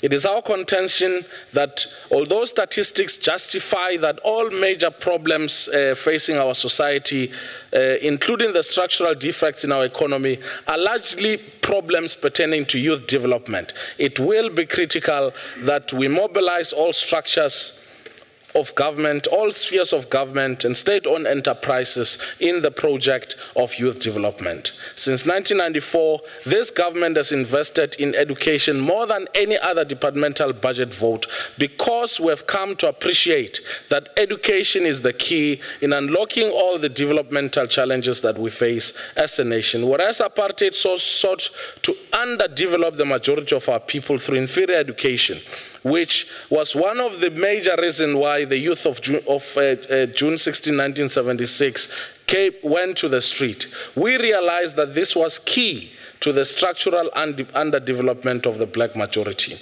Through education, we will effectively capacitate our youth to take active action in their own development. In this regard, making education fashionable will be central if we are to invest in human capital as a core of our development strategy and in breaking the vicious cycle of poverty. As you may know, the National Assembly was tasked with the legislation of the National Youth Development, the NYDA Act. This legislation is now under review because we noted that in its current configuration, it is wholly inadequate to address the structural challenges of youth development in our country. To this end, I will be organizing meetings and engagements with youth stakeholders to discuss what kind of an input must inform the review of the NYDA Act. We will need the full support of both houses of parliament to ensure that youth development is properly submitted at all structures of government. Critical to the review will be an appreciation of two very key aspects. Firstly, that the problem of youth development cuts across all sectors of the economy and all spheres of development, and that owing to this reality, youth development must be integrated to all spheres of national, provincial, and local government. There must be a single national consensus on youth development that mobilizes all young people behind a prosperous, democratic, non-racist, and non-sexist South Africa. But secondly, youth development must occupy center stage of all development strategies and plans of our country, because young people constitute the most excluded and that we are a young nation. Honorable members and honorable chairperson, it is important that we have a comprehensive plan for youth development so as to ensure that we do not fail our youth and, by extension, the very future of our country. Must, however, caution against the usual assumption that youth development must be a program separate from the mainstream programs of our country. We cannot compartmentalize youth development. It cannot be that we configure youth development in a piecemeal fashion outside the various mega projects and infrastructure that government has already put in place. Besides all the differences that we may have in relation to the National Development Plan, the national consensus must be that it will not succeed if it is not for, with, and about the youth of this country. I will be listening to young people in the countryside, in universities, in schools, in townships, in the workplaces, in the sports fields, in social clubs, in every corner and nook of this country, where we will challenge them to think differently about the review of the National Youth Policy and the Integrated Youth Development Strategy. We merged the Umsobomvu Youth Fund and the National Youth Commission because as separate entities, they did not have capacity to match the magnitude of the challenges of youth development. The current leadership of the NYDA has made various efforts towards changing the public perception about the institutions and its ability to lead youth development. But we believe that at the center of a 360 degrees turnaround of the NYDA would be to hear what young people out there are saying. And we have already started talking to them, and that there are good stories to tell by the NYDA, and that these includes the projects which the NYDA supports, which includes the Yes to Sport and No to Drugs, supporting the Super Puma Strikers senior team here in the Western Cape in Overbeck, with a full kit donated by the NYDA Tusano Fund. And some of the beneficiaries of this said that since after being recipient of this NYDA support, they have grown to accommodate more young people in their sporting activities. But there's also Karabo Robaya, who is 22, who went to, or who has gone to Alabama to study because of the support that the NYDA has given her, and various other support which, entrepreneurs in the fields of agriculture, which includes Bahlakwana Muliko, or BK, who is a farmer in Didier, south of Johannesburg, who is one of the NYDA entrepreneurs, who runs his own fresh farm produce, which grows spinach and other vegetables, and has employed more young people as a result of the support that the NYDA is giving them. But yet, the issues about the perception of the NYDA will have to be confronted, and it is only through the input and listening to young people that we can be able to change these perceptions. However, in the current trajectory, the NYDA obviously cannot address all the challenges of youth development, because in the long term, because the long-term vision of an integrated youth development strategy fell in between the cracks. With our ministry and the NYDA at the apex, we have to mobilize all structures, including state-owned enterprises and the private sector, to prioritize youth development. Honorable members, apartheid colonialism created political consciousness by virtue of the glaring and self-evident racial polarization and repression that it perpetuated. It may be easy to forget this past or to succumb to the insistence that we do. And under the guise that all young people born after 1994 are born free. This we do not subscribe to. And until such time the quality of life of all South Africans is better, irrespective of their race or gender, we can therefore collectively declare that we are free. As the State of the Nation address indicated, this government will prioritize youth development as part of its radical economic transformation program. What this essentially means is that the state will have to use its political power, authority, and resources to change the structure of the economy and ensure that those who have been historically excluded are broadly empowered so as to do things for themselves. In this regard, various interventions were announced, which included the President's announcement to create more than 6 million jobs, place more than 1 million young people into community works projects, place another 1 million into internships, artisans and apprentices, increase state investment into access to higher education and further education, implement the national health insurance, and place young people at the center of the state strategic infrastructure program. For the last 5 years, this government has used its national fiscus to intervene in social areas such as education, health, and rural development. The Youth Employment Accord, which was signed by NEDLEC constituencies on 18 April 2013, provides 6 pillars for increasing economic opportunities for youth, which are education, work exposure, youth brigades, youth targets set aside, and also the youth entrepreneurship and cooperatives, and private sector measures to create jobs. At the INDAB held in February this year, we collectively reviewed progress and recommitted ourselves to continued intensified implementation of these commitments. I can here only present a summary and a highlight of some of the progress that has been made since the adoption of the Youth Employment Accord. And I must say that most political parties represented here in Parliament or their youth wings were signatories or co-signatories of the Youth Employment Accord.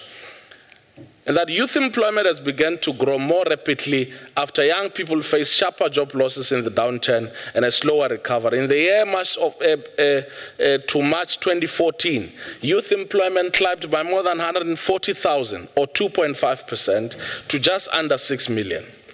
And largely because the share of youth outside of employment, education and training fell from 46 to 44%, meaning more young people are going to schools, to universities, to FETs. In fact, more than in any other period since 1994. The intake of students in FET college have more than tripled. Which I think takes the number to more than 700,000 young people who go to FET colleges. As this finding suggests, the National Infrastructure Build program has become a significant source of employment for young workers. For the third period ending March 2014, 27,000 job opportunities have been created.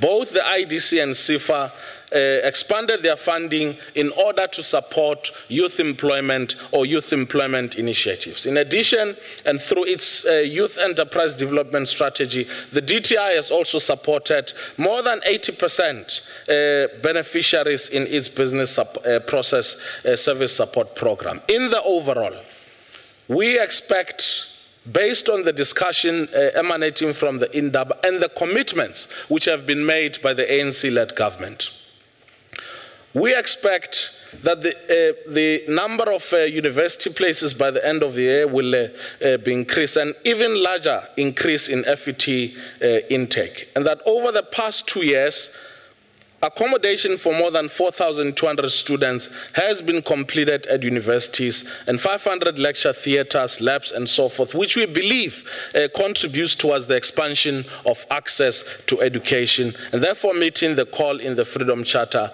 that the doors of learning and teaching shall be open. In 2013-14, almost 11,000 young people entered artisan programs, and 13,000 of those have completed their training. This, in our view, is part of the continuation of a good story to tell. Finally, the Youth Accord targets a substantial increase in places in public employment schemes for young people. By the end of this year, the total of work opportunities for youth was almost 500,000, or half of that total. That was an increase of more than 72,000 compared to the previous year. Obviously, we'll have to go far to alleviate youth unemployment as part of the critical mandate that was given to the ANC in this fifth administration and term of office. But these areas of progress indicate that we have the confidence in our ability to address the scourge over the next few years. Honorable Chair, as I conclude, allow me to quote the responsibility that the RDP document of 1994 indirectly enjoined us as our mandate when making the observation that, and I quote, "No political democracy can survive and flourish if the mass of our people remain in poverty, without land, without tangible prospects for a better life.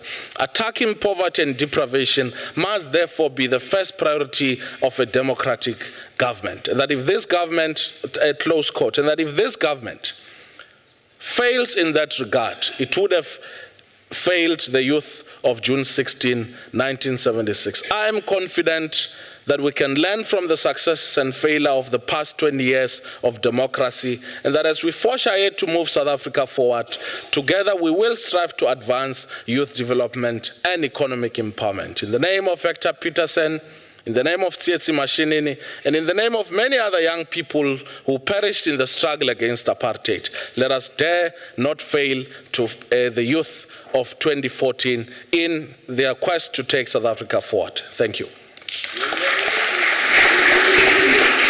Thank you, Honorable Deputy Minister. The Honorable Mikilakis.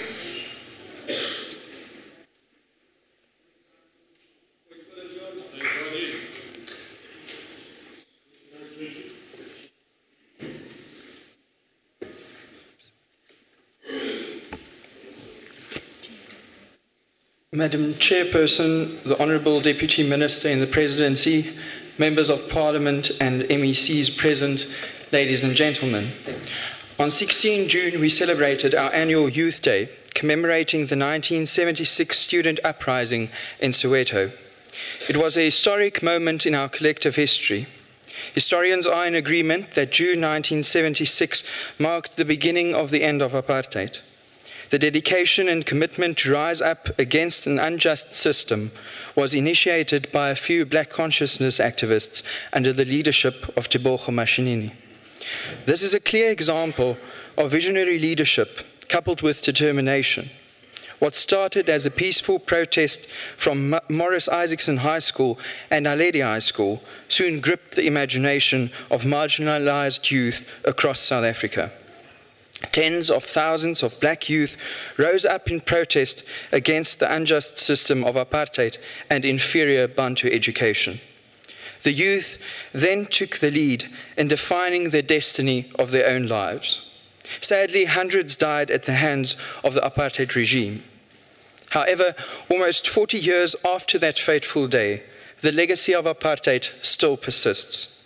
20 years into our democracy, we have achieved many commendable milestones. Our rights and freedoms are protected. We have a very progressive constitution and a democratic parliament.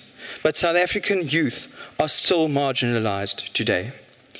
Madam Chairperson, the successes of the past decades are grossly overshadowed by the work that still needs to be done. More than half of the 8 million unemployed South Africans are youth under the age of 35. Although there is no certainty as to what the exact unemployment rate of the youth in South Africa is, independent research estimates this figure to be around 36%, and it could be even higher. This is the third highest youth unemployment rate in the world after Greece and Spain. A recent report by Statistics South Africa also shows that the percentage figure of young people between the ages of 15 and 24 in skilled jobs has increased by only 0.4% between 1994 and 2014, the figure being 12.7% and 13.1% respectively. The figure for the age groups between 24 and 34 years old is a slightly higher 0.7%, or 21.2% in 1994, compared to 21.9% in 2014. Youth unemployment is one of South Africa's biggest challenges today. We are all in agreement on the extent of the problem, and we all agree that urgent attention must be given to get our youth employed. How fortunate that we already have solutions on the table to turn youth unemployment around. The National Development Plan details constructive plans to change the way South Africa's economy functions, to restructure the economy in such a way that would see growth and job creation across all sectors. The youth wage subsidy has already proven successful as business makes use of this opportunity to employ and develop young people. The NDP also recommends changes to our restrictive labour legislation. We have some of the most rigid labour legislative frameworks in the world, and it has been cited as a deterrent in both domestic and international investment, as well as employment and job creation. The World Economic Forum argues that South Africa's labour market regulations are the 5th worst in the world.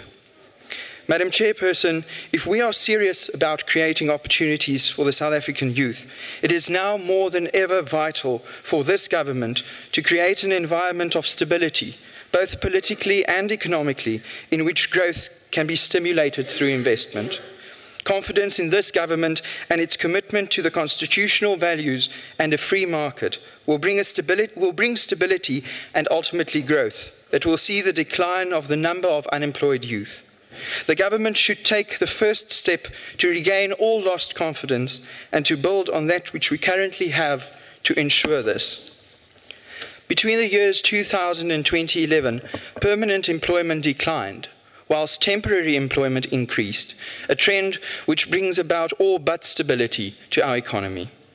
In 2011, the National Planning Commission recognized that this time bomb is the greatest risk to social stability in South Africa. It is estimated that if a young person fails to become employed by 24, they are almost never likely to become formally and permanently employed at all. As a consequence, an estimated 60% of an entire generation of South Africans could live their lives without ever holding a formal job. Madam Chairperson, like the youth of 1976, the youth of 2014 also face a failing education system. Our education system is failing, incapacitating learners to become successful and productive individuals within an increasingly knowledge-based economy. It is of no use to individuals seeking to enter the labour market and even being successful therein, only to find themselves inadequately qualified for what the market demands. The WEF's 2013 Global Information Technology Report placed South Africa 4th last out of 144 countries in terms of its education. We come in 2nd last in terms of mathematics and science education. Taking into account that the unemployment rate of students with a degree in South Africa is currently at around 5%, it is a clear indication that something on school level is seriously wrong. Although many schools were left under-resourced and neglected by the apartheid regime, we must admit in our 20th year of democracy that more than an entire generation of young South Africans have passed through those school benches under a democratic system. Madam Chairperson, there are few things more important than establishing an environment that is conducive to the creation of opportunities for economic growth and job creation. However, there is one aspect that the South African youth have to endure other than finding jobs, which politicians have been ignoring for perhaps too long. We claim that the youth will move South Africa forward, but how will they do that when we shout with orders of how they must be, what the youth must do, what they must think, what to believe, and what aspirations they should harbour? South Africa has a youthful population, full of promise and potential, yet we look upon the youth as children rather than citizens. They are just so busy most of the time trying to be what society expects them to be, that it is a wonder where and whether they will ever find the time and opportunity to reach their full potential. As a prominent journalist recently stated, when you've repeatedly been promised a better future many times, but have had a poor education, can't find a job, or don't feel your voice will be listened to, despair is a friend. The youth of 1976 gave their lives to give us the opportunity to sit in a chamber like this, together, like this, to give the youth of 2014 the opportunities that they never had, by leading and leading by example, by listening and by giving young people a voice in their own future. and ultimately by honoring our Constitution and ensuring that the values therein become tangible opportunities within an open opportunity society for all that will lead to a better future. We must implement the NDP without any delay, Madam Chairperson. We must not waver. We have lost too much time already as it is. We dare not fail the legacy of the youth of 1976, and we dare not fail the youth of today. I thank you. Thank you, sir. The Honourable, the MEC for Economic Development, Gauteng, Ntate Maile. Thank you very much, Madam Chair, Deputy Minister in the Presidency, members of this August House. It is now more than a mere formality to say that South Africa is a democratic country. It has become clear for all to see that indeed ours is a democratic state, and that with each passing day giving birth to a new one, ours is a country sustained by an abiding hope and great optimism about the promise of the future. Our public institutions, such as the Constitutional Court, the Public Protector, the Electoral Commission, and many others charged with the responsibility of safeguarding our democracy, have shown resilience, drive, and the determination to carry out their tasks without fear or favor. These very institutions have been among the first to acknowledge that our democracy, with all its challenges, is alive and well.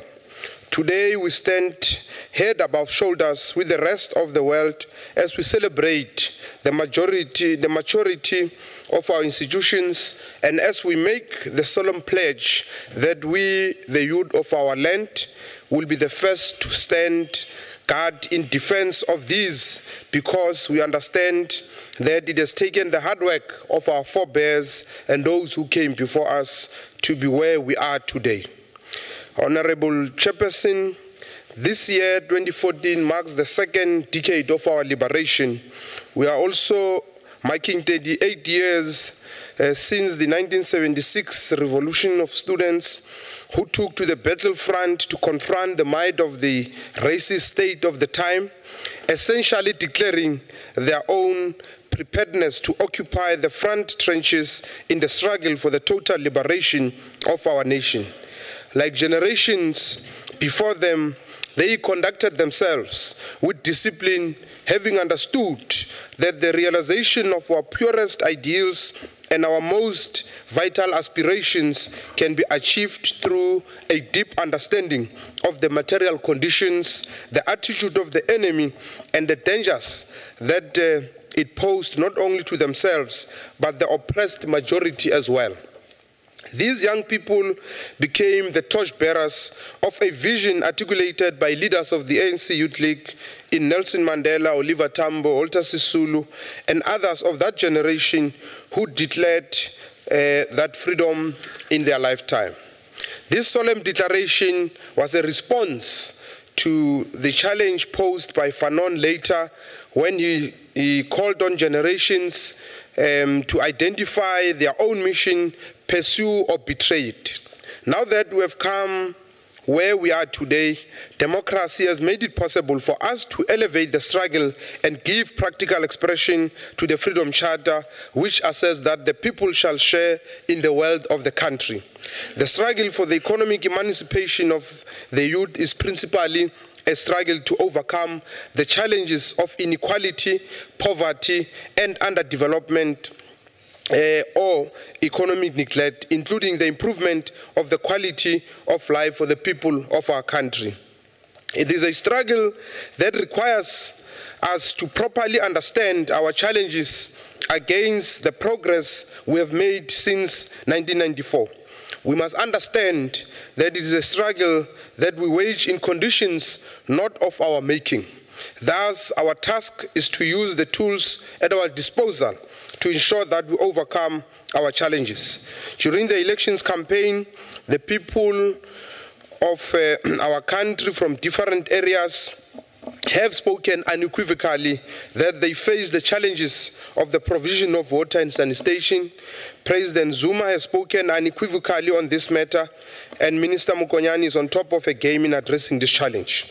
Despite the challenges faced by the people of Bekkersdal in Gauteng, they too have demonstrated their confidence in our ability to tackle all problems, however difficult they may be.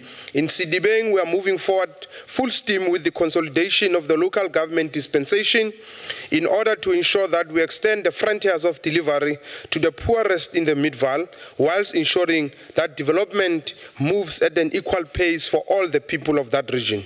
Our agenda is geared towards revitalization of strategic economic infrastructure aimed at ensuring that we stimulate economic growth and development through state-led initiatives on industrialization, broad-based black economic empowerment, and the provision of social services. Young people are an integral part of society. They constitute an equally critical part of the leadership battalion that must work hard to build a better South Africa. Young people are therefore leaders today, and our task is to ensure that we contribute to building an engendering culture of activism that affirms the charge that the people are their own liberators. The starting point, therefore, is that we must conduct any discourse about youth development in the context of a comprehensive understanding of the challenges of development, both historical and contemporary. Today, education stands as the fountainhead through which we must pursue knowledge for the betterment of our society. Education is vitally important in our drive to ensure that we imbue a culture of learning in order to prepare the youth for the next phase of our revolution. Our universities and colleges must therefore stand ready to welcome in their ranks the many young people who graduate from our basic education system every year. The state must also be ready at all times to ensure that we extend the frontiers of access to basic and tertiary education. Universities must progressively implement policies that eradicate the barriers to entry in their institutions, ensuring that the greater numbers of the historically disadvantaged become part of this civilizing mission. Given their energy and vigor, young people are one asset that is indispensable to our nation, and as such, we are duty-bound to ensure that we take a conscious decision to, amongst others, restate the assertion that education is not a commodity, but a fundamental right, not only for the development of the individual, but for the noble objective of the pursuit of knowledge for the betterment of society. Thus, this places an obligation on both the state and business to act in partnership in pursuing a vision that is about the long-term investment in the education system in a manner that is targeted and seeks to provide skills required for development. We should also be concerned by sections of big business that have seemingly refused to discuss the issues of the equitable share of the wealth of our country at NEDLAC last week. Such intransigence on the part of our fellow patriots constitute a behavior that is not in harmony with the objective of moving this country forward. Let me hasten to say we have been the first to acknowledge critical points in relation to both education and the economy in order for us to grossly improve the structure of opportunities in society. We require radical outcomes from the education system. That in order to overcome and eradicate poverty and inequality in our transformation agenda must be one that also embraces a non-racial entrepreneurial society. Such a class, including the pursuit of progressive broad-based black economic empowerment policies, must be about providing productive input in the economy beyond shareholder transactions, including building strong cooperative institutions and other forms of social ownership. Ours is therefore a call to young people to take ownership and lead the process of implementing the National Development Plan. The National Development Plan success depends on the actions and the commitment of young people. Thank you very much. Thank you, Honorable MEC. The Honorable DM Stock.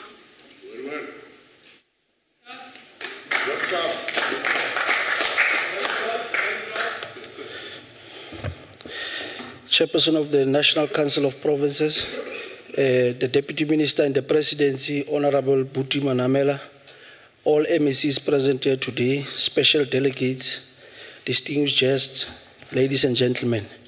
The theme for this debate is 20 years of democracy, together advancing youth development and empowerment. The President of the Republic, Honorable Jacob Zuma, during the State of the Nation address said, and I quote, he said that youth empowerment will be prioritized in our economic transformation program and that the government will introduce further measures to speed up the employment of young people, consistent with the Youth Employment Accord, unquote. Honorable Chairperson, the generation of 1976 confronted a brutal system of apartheid that has been, by the nations of the world, viewed as a crime against humanity.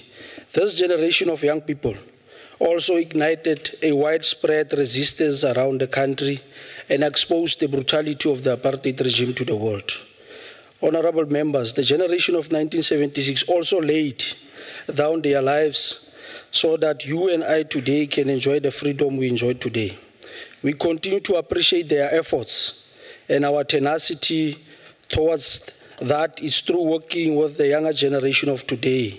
And it is evident today because in the House sitting today, we've got former leaders of the youth movements in the name of the Deputy Minister, Buti Manamela, who's occupying a very key position, and MEC Maile from the Gauteng Economic Development, and a number of other young people who are also occupying those positions today. We are doing this because we understand that it is only through involving young people as compounds of change and development that we can sustain the gains realized by our democracy. Available estimates show that we have many young people across the globe compared to children and adults. In South Africa, for an example, the children and youth constitute 70% of the population, whilst youth aged between 14 and 35 constitute 41.2% of the population. The demographics which I just highlighted clearly indicate that our youth population continue to grow in absolute numbers. It is therefore undisputed that young people deserve a bigger share on development investments. Therefore, addressing the youth issue should remain salient for the global and the South African community. That is essential considering the fact that the majority of the young people account for the large share of the working population, and the hurdles they experience need to be attended to during their youthful period before they enter their adulthood. Honorable Chairperson, in response to the protruding youth population, there have been activities that are geared towards addressing the continuous challenges these young people experience on a daily basis. One of those challenges is poverty, poor access to education, unemployment, increased exposure to risky lifestyles and behaviors. For an example, also one of the challenges is violence, conflicts, and etc. The ANC-led government will provide job placements and partnerships, also internship schemes for our youth and students from the FET colleges, the universities of technology. A number of students will also be placed in the workplace to gain practical work experience. Our skills plan will direct contractors to help increase the number of engineers and artisans, project managers, machine operators, and financial managers. The state-owned enterprises will be required to increase the number of training opportunities for young people, which is offered to the young people aged between the ages of 14 and 35. The public agencies responsible for cooperatives and small enterprise development will be required to develop special programs. The private sector will also be encouraged to target the youth and make use of youth employment initiative youth employment incentive schemes. Honorable Chairperson, I think it is important also to correct one of the statements that was made earlier on by one of the honorable members from the House. The honorable member from the DA, Honorable Michalakis, if I'm correct in terms of the spelling. In his speech, the honorable member indicates that, according to him, it's only Tsietsi Mashinini that led the 1976 protest action. And I want to correct the honorable member by saying, you can't want to speak about Tsietsi Mashinini outside the ANC. And it's not only Tsietsi Mashinini. And it's not only Tsietsi Mashinini. There were a number of other young people that also led that protest movement, like the likes of Nelson Mandela and many other people. So it is important when you make reference, honorable member, don't forget also to indicate and mention the proper context of the historical evolution of our struggle. Honorable Chairperson Kofi Annan once said, and I quote, "Young people should be in the forefront of global change and innovation. They can be agents of development and peace. If, however, they are left on societal margins, all of us will be impoverished. So we must ensure that all young people have every opportunity to participate fully in the lives of the societies," unquote. We urge all young people to take full responsibility about their future, our country's future, and the future of our society. Young people must lead, and the ANC-led government will provide with support. We should always be brave, bold, and courageous in espousing the values of tolerance, respect, humility, and selflessness as we take our country forward with a sense of purpose and unity and cohesion.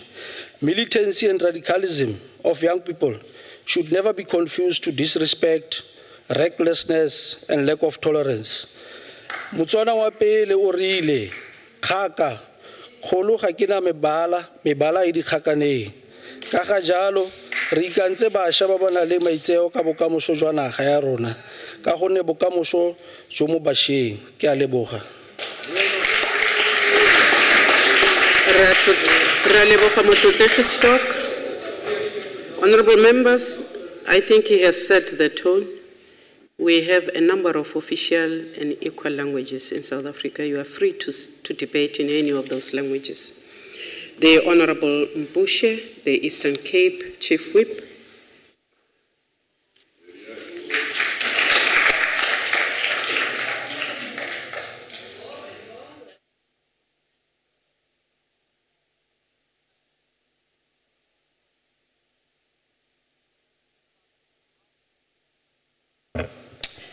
Thanks, Honorable Chairperson.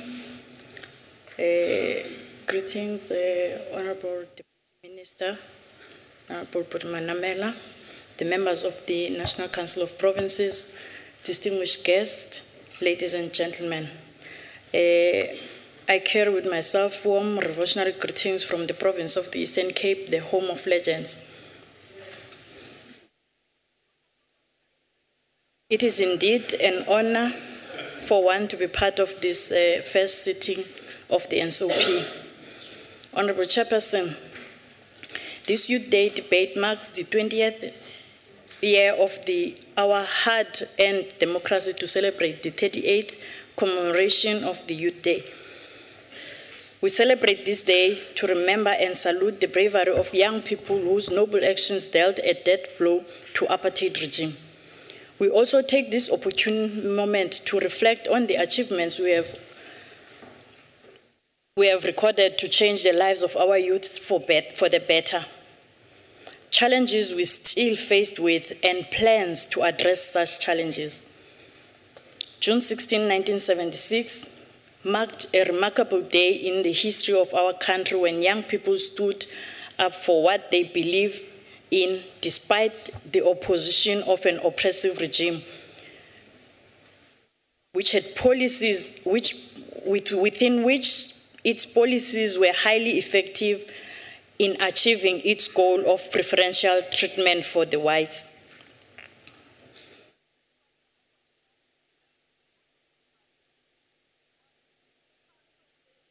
The youth of today must unequivocally note that the basic services are enjoyed by the majority of young people in our country today,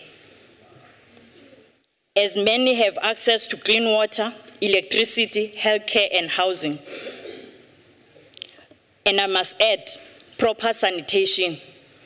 which is what some of us in this home province of Parliament do not enjoy. 80% of our schools are now no-fee paying schools, and other schools receiving a meal a day. National Student Financial Aid Scheme in further education and training colleges increased from 318 million in 2010 to approximately 2 billion in 2013, thereby increasing access from just over 61,000 to over 222,000. At university level, NEFSA's funding increased from 2.2 billion rand in 2010 to over 3.5 billion last year, increasing coverage from just over 148,000 to 210,000. NEFSA's now covers all costs for students in their final year of study. In critical cases, the NEFSA's also covers full costs for needy students in scarce skills areas, including transport, food, and accommodation. Much has been done to decrease the burden of killer diseases, as tremendous progress has been made in the fight against HIV and AIDS and TB. There has been a decline in child immortality rate. Over and above, we now have young people in managerial position.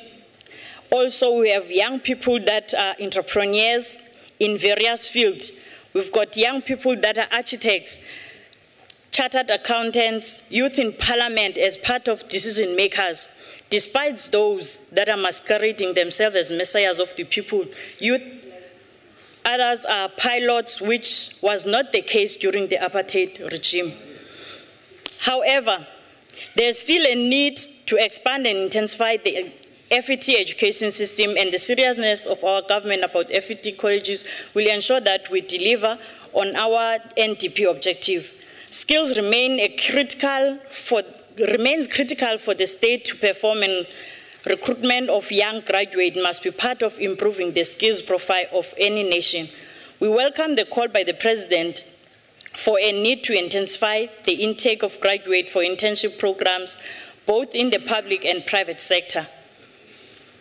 In doing so, we will be closing the gap on scarce skills for advancement of economic freedom in our lifetime. On the issue of labor broking, it remains a critical challenge confronting young people, as it is used as an exploitation tool. The sooner the better. As government will ban labor brokers, the better.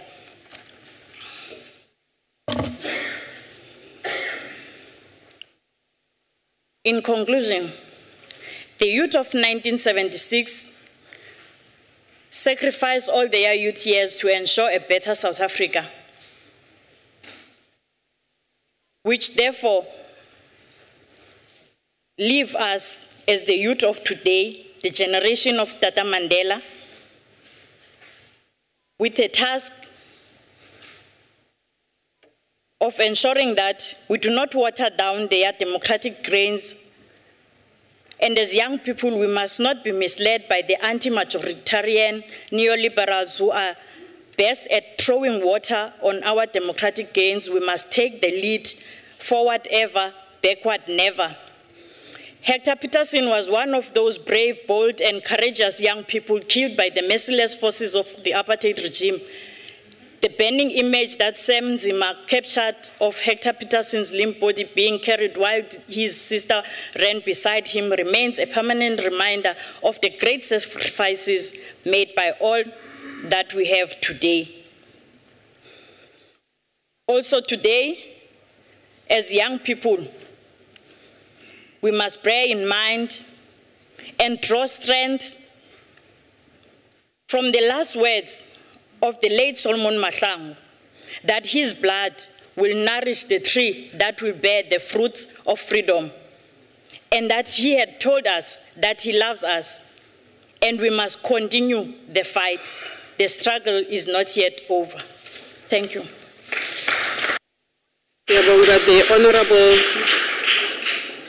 The Honorable Mukweli from the Economic Freedom Fighters.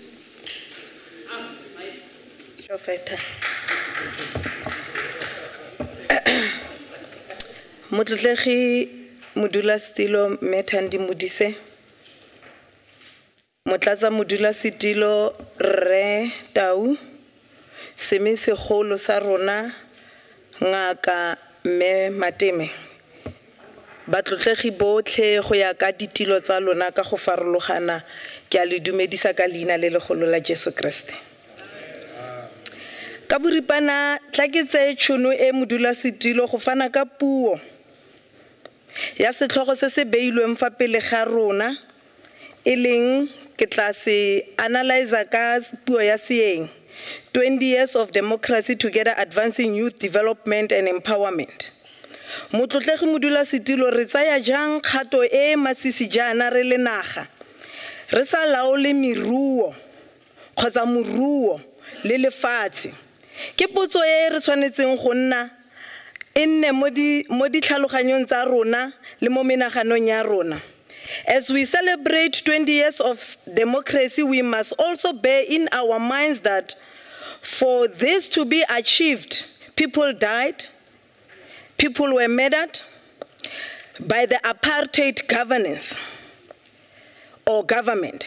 Ke rata gape go tsaya tšhono e go tlotlomatsa bašwa ba ngwaga wa 1976 for making sure that they led the struggle not to be taught in Afrikaans because they considered that language as the apartheid language. They wanted the National Party government to make sure that it recognized the languages of African people as they were Africans. I would like to say to the youth of today that we must stand up firm and make sure that we take this opportunity to lead in our struggle to make sure that our lives are bettered. How do our lives going to be bettered? This is only going to happen when governments take a stand to make sure that it nationalizes mines, it expropriates land without compensation, so that it can be able to create jobs for youth, to build proper schools for our youth, to provide free education from grade R until first degree, and be able to build industries so that it can create sustainable work opportunities.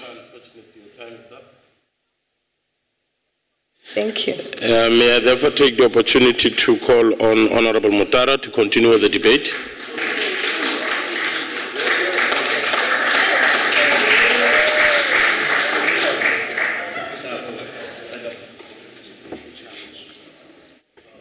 Honorable Chairperson of the NCOP, Deputy Chairperson, members of the House. As a young woman, it is indeed an honor to be addressing this House before many who we have learned from, who have led us and continue to lead South Africa. No debate on the status of youth would ever be complete without owing our consciousness, vigor, militancy and discipline to the fallen heroes of 1976. It was in that fateful year that students took to the streets protesting against what would ultimately result in producing students equipped with a substandard level of education. This would only allow them limited capacity to perform as meaningful role players in South Africa, as they would have been taught in a language that they could not read, write, or speak, much less understand adequately, if at all. These heroes and heroines understood then that their futures were bleak and meaningless, and thus channeled that energy to protest in the only way that they could then, ultimately sacrificing their lives. Young people today still present the nation with a magnificent human resource and capital, endless ideas, boundless energy, and an imagination that both fascinates as well as stimulates others into action. We, as youth of this country, as well as young leaders of a democratic South Africa, face the huge responsibility of not only galvanizing young people into taking steps to empower their lives, but also to be active agents of change. We have a responsibility not to mislead the electorate, while raising critical issues on their behalf remains our mandate. Practical expression that the ANC continues to place the agenda of youth in this country as a continuous priority can be seen by the President's appointment of a current youth leader, Honorable Buti Manamela, as the Deputy Minister in the highest office of the land. ANC in Gauteng went further and appointed another youth leader, Honorable Lebogang Maile, to drive the economy of the country's economic hub.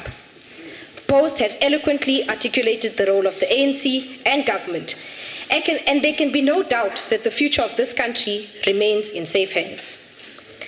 While others would have us believe that the ANC has done nothing or very little in the advancement and empowerment of youth in this country, these myths are continuously being dispelled. The stories being told, not by us, but by ordinary South Africans, bear testimony to that fact. In his State of the Nation address, His Excellency President Jacob Zuma told the country of the great advances being made in the rollout of educational infrastructure. Not only are new schools being built, but also FET colleges and 2 new universities. While some amongst us would want the nation to believe that a university should be up and running and perhaps even have doctoral graduates in the first year of its existence, the ANC government is much more practical than that. We live in the real world where resources are shared amongst all its citizens in order to provide for the holistic development of its citizens. We can only continue to build more schools and expand the current universities that we have undertaken to build. Education remains a key priority of this 5th Parliament. However, it is up to us as young South Africans to take the lead in our own lives. Education is a necessary tool and form of advancement for any individual who really takes their own empowerment seriously. In his address to the nation at the launch of Youth Month this year, Mr. Yeshan Pillay, the Executive Chairperson of the National Youth Development Agency, further highlighted the role that education plays in society. In responding to this critical need, Mr. Pillay told us of the success of the NYDA's Solomon Mahlangu Scholarship Fund, which disperses 20 million rands worth of funding to young people wanting to further their studies.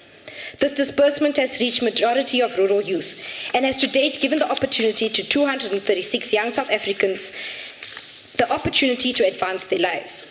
The Second Chance Matric Rewrite program offers thousands of young people a second opportunity to obtain the National Senior Certificate and boasts an 87% pass rate.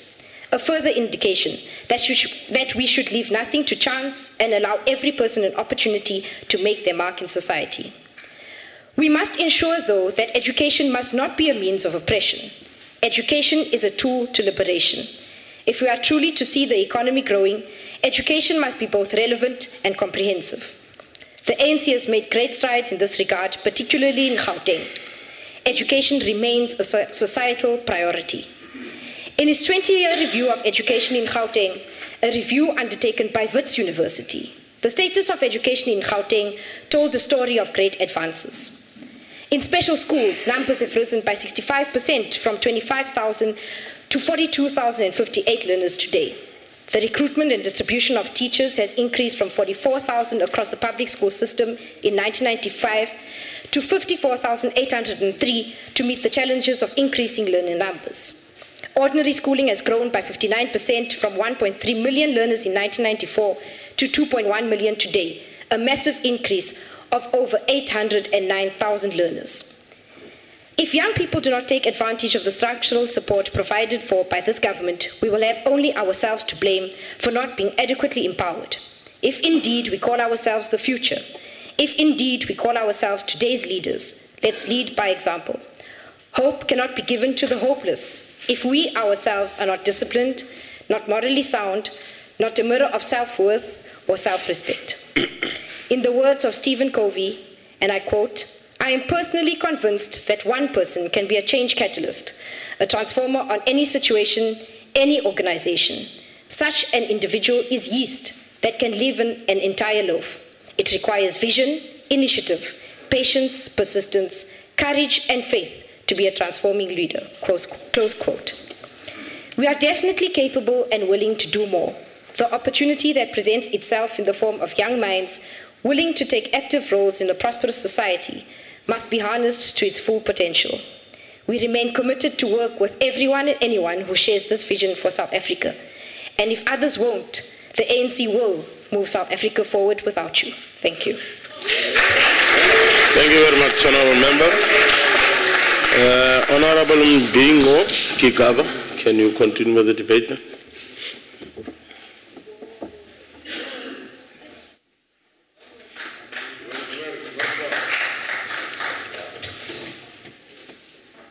Thank you very much, Honourable Deputy Chair. Madam Chair, Deputy Chair, Deputy Minister, the member of the Executive Council in Gauteng, special delegates, and the members of the council. This month celebration comes against a backdrop of both extreme joy and sadness. We are sad that we had paid homage to a pillar of strength and stalwart of liberation struggle and civil rights movement. We laid to rest a veteran in Mrs. Epinet Moerane-Mbeki, Mara Angelou, a US civil rights leader alongside Dr. Martin Luther King, as well as Godfrey Mashope, the former secretary of the Northern Cape Legislature. To their families, we say, may their souls rest in peace. We, however, are rejuvenated with hope and joy when we draw from the vigor and braveness of the class of 76 and subsequent groups of 1980, 85, and 1990. They demonstrated that banning orders, arrest, detention without trial, and including gallows, will not silence their call from freedom, from subjugation and oppression. We therefore celebrate this year's celebrating as a key milestone in our 20 years of democracy, and we consistently advocate the message that we have a good story to tell, and therefore can comfortably say that we come a long way and we are moving young people to greater heights.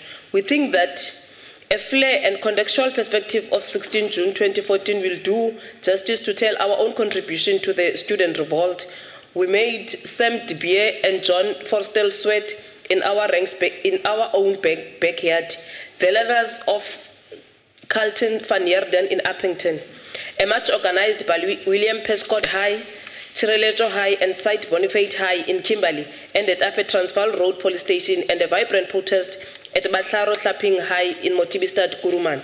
In all these protests, the common issue was the objection of the imposition of Afrikaans as a medium of instruction, the demand of democratic SRC to replace the bureaucratic perfect system, as well as the end of Gata education, where a black child is trained to become a true gardener, and the fodder for employment needs of exploiting mining sector and agricultural sector rather than becoming skillful entrepreneurs, engineers, and job providers under the system of lifelong learning.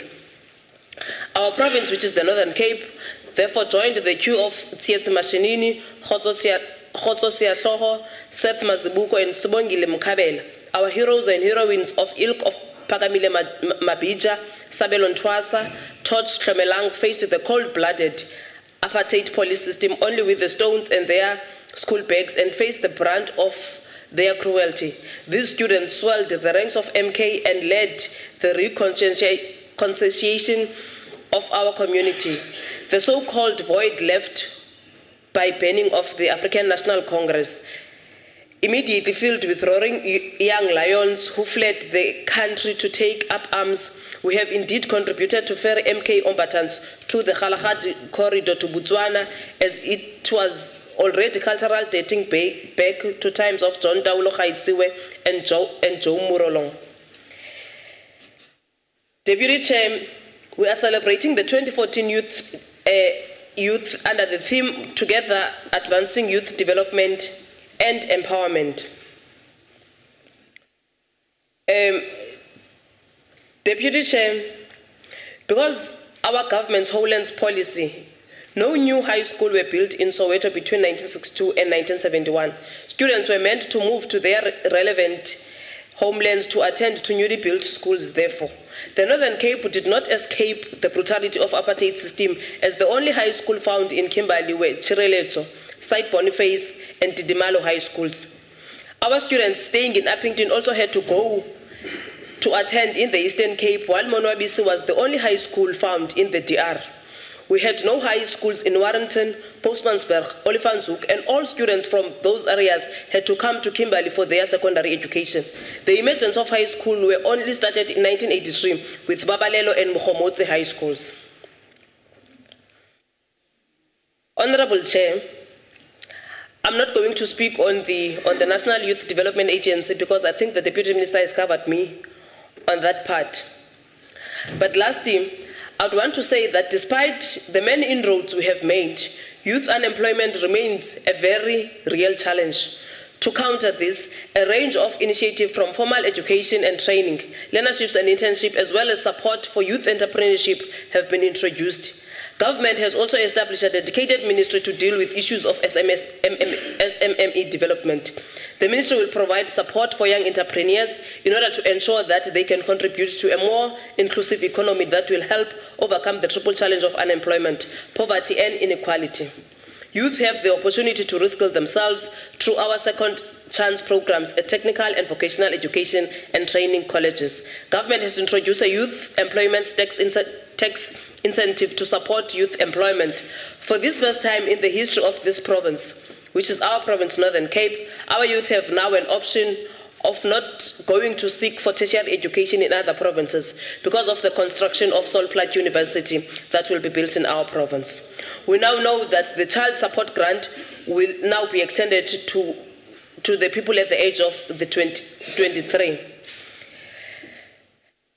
Deputy Chair, indeed, these are some of the good stories we can tell in relation to strides made by this democratic government over the past 20 years of freedom, and we will still believe together we can make our country, South Africa, to move forward.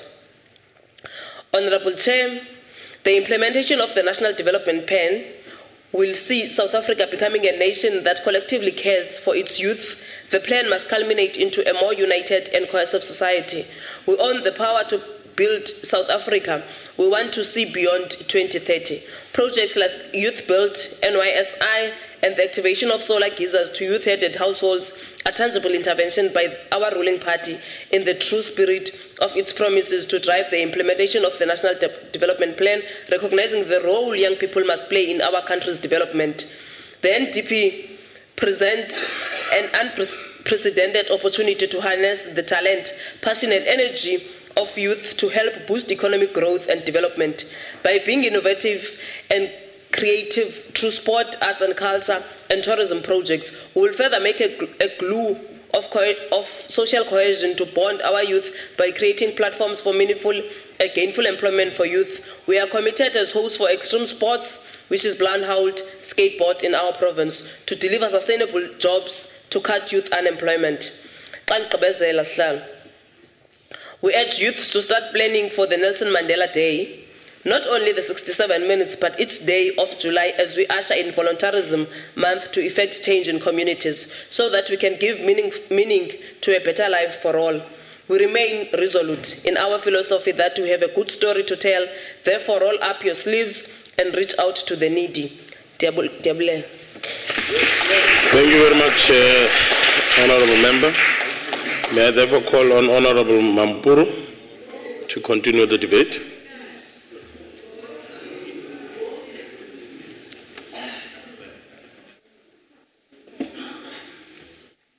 Ke tla fihla motlatsa modulasetulo ke a leboga. Motlatsa modulasetulo a ke go dumediše pele nka tsenya ditabeng a ke kgopele go advisa Honourable Mokwele humbly so a tsebe gore service delivery is not an event but an ongoing process. That's why as organization on a 5-year term we are given a responsibility to renew a mandate. Motlatsa modulasetulo mopedi o re go totompetša ke go rata go bala ke go hloya ke rata go bolela se because as the ANC and as the ANC in government we are able to produce leaders from the young people. We have got the minister in the name of Fikile Mbalula. We have voted the minister in the name of Malusi Gigaba, just to mention a few. The debate of the day says, debate on Youth Day, 20 years of democracy, together advancing youth development and empowerment. Madam Chairperson of the INSOP, but currently now seated there, is the Deputy Chairperson of the INSOP. The South African youth are the cornerstone of the future of this country, and their contribution to the liberation struggle cannot be ignored.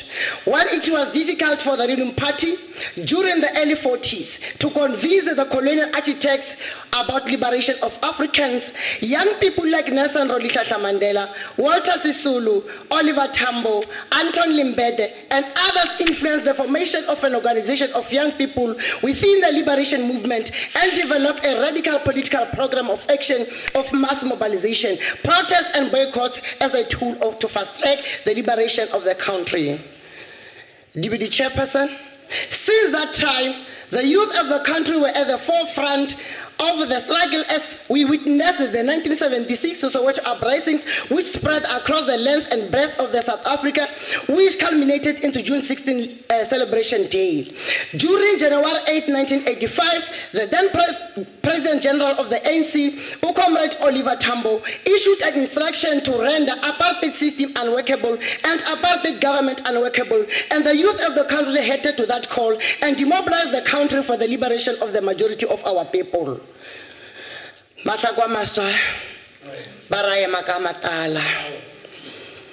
short history, Deputy Chair, should be the basis of our understanding in terms of challenges facing young people: unemployment, poverty, and inequality. As we are building the country, we need to put interest of young people at the center.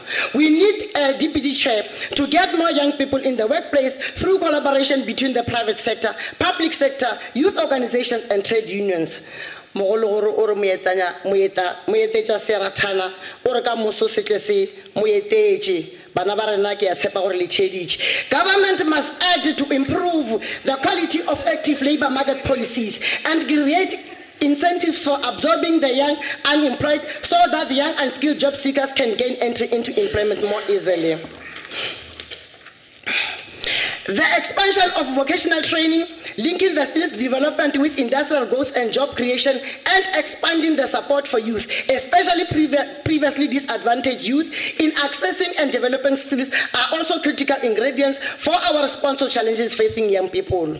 Deputy Chair, we need to constantly encourage the creation of new business, cooperatives, and the expansion of small business by reducing the cost of compliance with government regulations. Make it easier for young entrepreneurs to do business with government, noting that the road ahead of us is long. There are no shortcuts of doing things. I discourage that. Maturity and discipline go hand in glove. That's why we have the likes of Maile as MEC in Gauteng. Deputy Chair, one strategic initiative that the ANC government adopted in the National Development Plan, whose vision, critical instruments, and policy initiatives will continue to drive government's medium-term policy agenda, such as the National Infrastructure Plan, the New Growth Path, and the Industrial Policy Action Plan. These, Deputy Chair, reaffirm our commitment in promoting local youth companies, young entrepreneurs, and cooperatives as part of creating a platform of young people to participate in the economy of the country through sector opportunities. All the economic activities that are available in the country are geared towards ensuring that the youth of the country should benefit through government intervention and policies that are specific to the fiscal past. And it is within this context, Madam Chairperson, that we should do the following. Continue to build capacity to drive the socio-economic agenda in the country, including absorbing young people into economic activity, employing young professionals, investing in skills required by the economy, and investing in research and development to respond to the demands of the knowledge economy. Young people should take advantage of the mystery of SMME and seize opportunities available to play an important role in their business development. The diversification of their business initiative should be relevant to the growth path as established in the National Development Plan. Deputy Chairperson, re hloka kudumela ga re le fa re kodumela moepathutsi gobane ga go lehumo le le tšwa go kgauswi le gona mphemphe ya lapisha motho kgona ke sa gagwe. We are the ANC in government and we are proud. Together we move South Africa forward. This is a plea to our young people. Tlogelang go llela dinakana tša mekhura le sona le diphutiana tša boya bontlhana magola ka go ikilela le tlo ba setšhaba se se kaone sa gona jwale le go ya pele. Thank you very much, Honourable Member. May I therefore call on Honourable LB Kaigla. I hope I'm pronouncing it correct. What is it? Kaila. Okay, okay. We are getting there. Okay.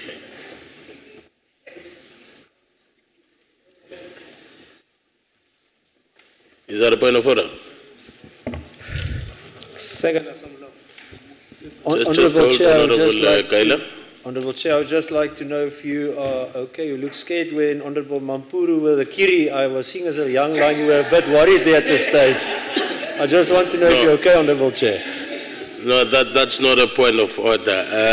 Honourable Member, may you proceed with the debate.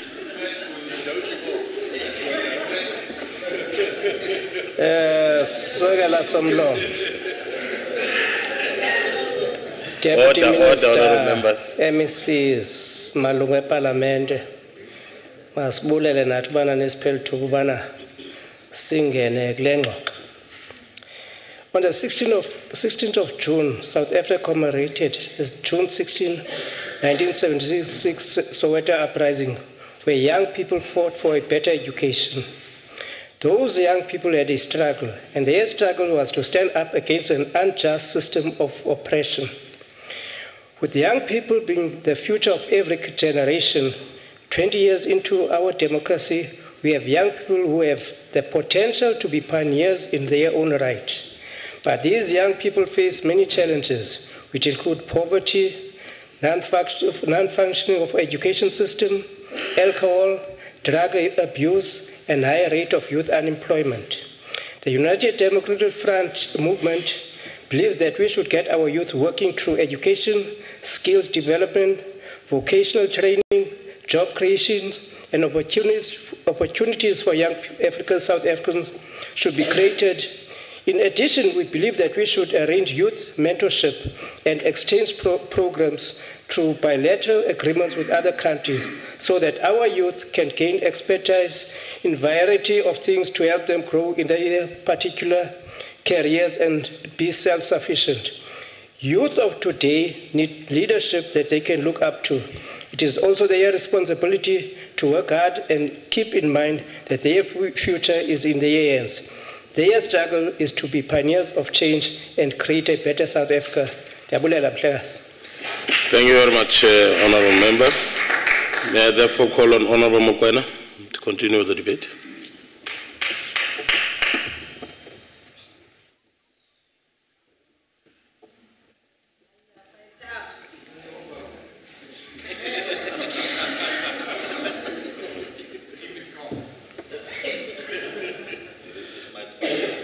Ke dumedisa modulasetulo ke dumedisa le ntlo ya gago e tlotleileng. Honourable Chair, youth development in the historical context of a colonial past cannot be divorced from current land and minerals debates. The 21st century youth is relegated to a permanent landless underclass in a country deemed to be one of the richest in mineral and agrarian resources. 360 years ago, the African was dispossessed of his land, his minerals, and his labor abused for enrichment of foreign capital. Today, in what seems like an historical rut, 14 generations down the line, youth find themselves stuck in the same draconian conditions, landless, working if they are, but not progressive. An estimated 3.3 million youth, 71% of the total unemployed in South Africa, live in unacceptable conditions of the nomadic, landless, and shack-dwelling masses whom history has dealt the heavy blow of a seemingly permanent poverty existence. Landlessness has rendered them victims of harsh conditions of crime, bad health, squalor, and may I add, displacement of apartheid-style demolitions and evictions.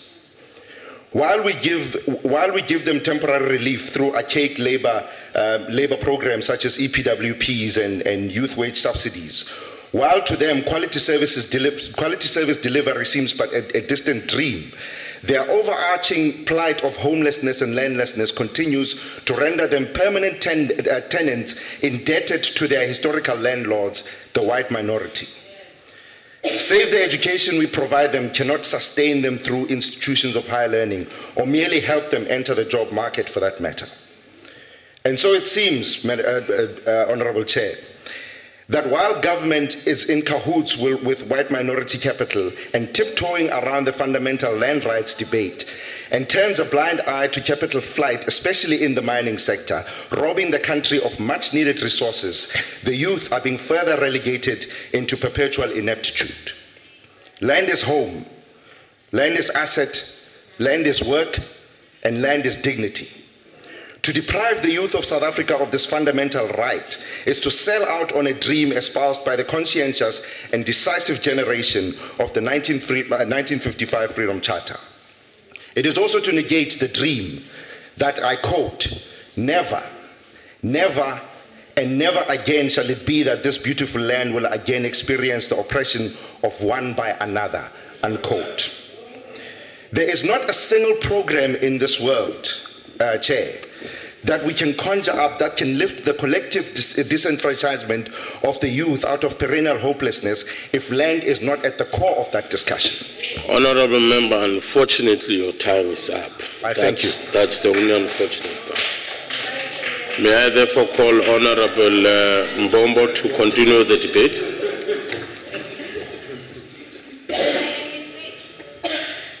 Honorable Chairperson, honorable members of the House, it gives me a great pleasure to be here today speaking of the strides we have made as a country after 20 years of democracy, most so in terms of developing and empowering young people. Thousands of South Africans fought vehemently against an unjust system of apartheid for us to be where we are today. Many laid down their lives and paid the highest price for South Africa to be truly free. The Democratic Alliance understands the sacrifice and values what it represents. We work tirelessly to ensure that the vision of our forefathers is carried out and that people of South Africa are the true beneficiaries of this freedom. The people of this country are yearning for rapid change. Young people specifically demand more from us leaders. South Africans want a government that will grow the economy, create jobs, and reduce poverty for a better future. They want a transparent and accountable government that prioritizes service delivery and takes their plight seriously. The DA is and will continue working hard to deliver on the mandate we have been given by the people of the Western Cape. You see, Honorable Chairperson, many young South Africans do not share the ANC's good story, while some of us may agree on the gains we made as a country since our democracy. We can never compare South Africa of today with the South Africa of yesterday. There is no comparison. We have been part of one government post-1994, and therefore let's measure ourselves against our potentials and strides. We need to be realistic that majority of youth were not even there during apartheid. We are setting the bar far too low if we measure our performance and our record of delivery against a system that excluded a population that is a majority.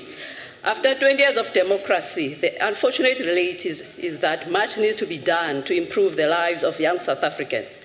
Let me paint the picture of the life of a young person in South Africa today, and you be the judge whether this is a good story. A young girl that is born in a poverty-stricken township like Mdantsane in Eastern Cape, where I was born and bred, is faced with a number of challenges. She attends school more often than not, with few teachers, no textbooks, and no proper infrastructure. It is likely just that, like the millions of the other young girls who have been victims of gruesome crimes, she might be sexually assaulted on her very doorstep by a parent, by a relative, by a teacher, by a neighbor, by a stranger. Chances are that she contracts HIV, physical abuse by her partner, and becomes a teenage pregnancy statistic. She might struggle through the school like many others across the country who have been left with no textbook. If she's lucky to make it through matric, she will only form part of the few that get the opportunity. She will no doubt struggle to find funding for her higher education studies. She will most certainly struggle to find a job like the 3 million of other young people seeking employment opportunities today. This is not the life that South African young people must be subjected to. This is certainly not the life that was envisioned by the class of 1976.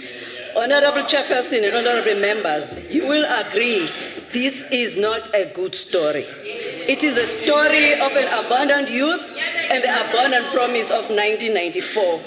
In the Western Cape, the DA has tried to change the trajectory of the young people.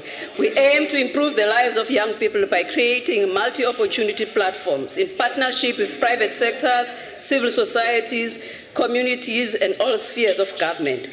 We adopt a whole-society approach involving all stakeholders in developing this young person with the aim to produce a responsible, skilled, well-resourced adult. In the Western Cape, the young girl I spoke about earlier will attend a school where she will have textbook for every subject. In a school that excels in languages and mathematics, access to library in area no matter how remote, where there are no formal structures, mobile libraries are provided. We have initiated book clubs as early as from primary school level in all corners of the province. Honorable members, the Western Cape government understand the importance of reading a nation. No matter where you are, where you come from, you have to read. This girl will have dedicated and well-trained teachers in that school. She will enjoy the benefit of attending a well-equipped school with better infrastructure, not mud schools or classes under the trees. She will be able to access the internet at her school and a fully functioning science lab. After school, she'll be able to attend one of our 181 mod centers. This is Mass Participation Opportunity and Development Center that operates after school hours, implemented by the Department of Cultural Affairs and Sports, with partnership with schools and communities. Here, she'll be able to enjoy a safe place to play sport, participate in cultural activities, and study after school hours. We envisage a social, inclusive, creative, and active environment for this young person. Honorable members, the Western Cape government appreciates the role sport plays in unifying the nation. Sport is a vehicle to promote reconciliation and community development. As a form of recreation, sport is a life skill for individual personal development. Through our sports development, we have initiated and financially supported more than 200 sport clubs in all the 6 districts within the province. These clubs include clubs for youth with disabilities. Young people compete among themselves locally and internationally. We make use of accredited sports coaches to develop and identify young talent in different sport codes from a very young age. The coaches also provide a presence of an adult that the young person can bond with and trust, can act as a mentor and role model where there is no other support system. Majority of our youth come from broken homes with no functioning family support. Culture and arts, a fundamental human right to freedom of expression, create a platform for young people to learn from each other's culture in a diversified environment. The Department of Cultural Affairs and Sports have taken art galleries and exhibitions to the streets and to the communities where young people can showcase their work for human capital development, and this is youth entrepreneurship. Within the mod centers, this young girl will also be able to benefit from the meal supply to all learners after school hours. She can also participate in the Youth Gap Year Volunteer Program. This initiative involves top matric and university graduates, locally and internationally, taking part in a gap year to tutor learners in our mod centers after formal school hours. Another incredible opportunity for young people are youth cafes. For example, one in Mitchell's Plain with other more in the pipeline where young people participate in a range of entrepreneurial skills development programs. This young girl's future is already more promising compared to her equals in other parts of the country, especially considering this massive rollout of the broadband access and free Wi-Fi hotspots in every corner of the province. Technology to access information, free online books, job adverts are of significance to a young person. The Western Cape government has developed various initiatives to combat drugs and substance abuse.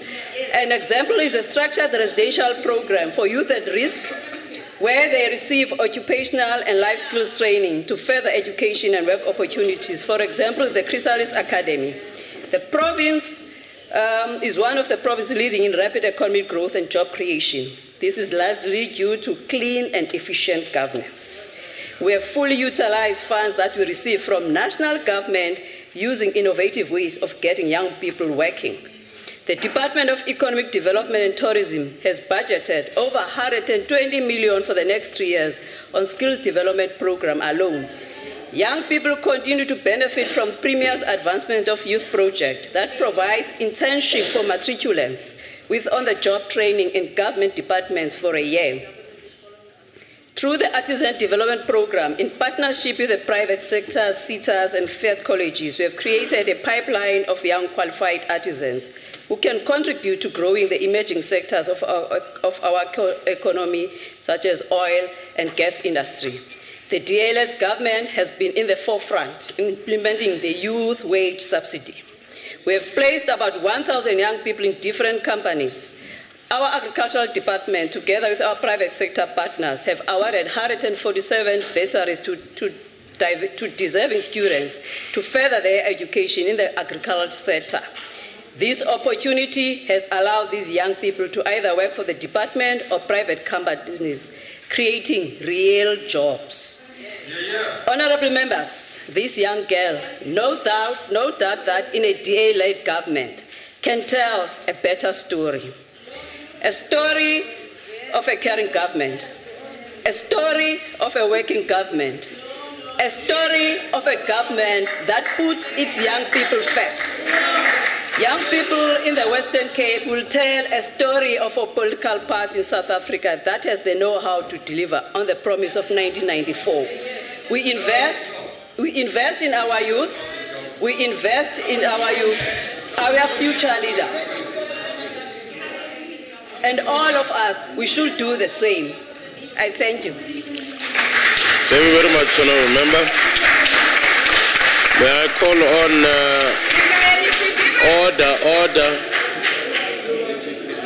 Is that a point of order, Honourable Faber? Order, Honourable Members. Can I, Honourable Members, order? Thank you, Honourable Chair. I was just thinking that on maiden speeches we should not comment because on the other speakers we did not comment. So I would appreciate the same from the other parties. No. Thank you. Can I be allowed? Can I be allowed to rule? Order. That is a point of order. Nothing wrong with it. However, the issue is that whenever a maiden speech has got issues that would be regarded as either controversial statements or provoking responses, then therefore it would be difficult to maintain that order. So for now, I would rule against that order, and I request members, those who will be presenting their maiden speeches, to then locate them within that spirit of not provoking members to respond to their speeches and so on. May I therefore call on Honourable Kaula. Continue.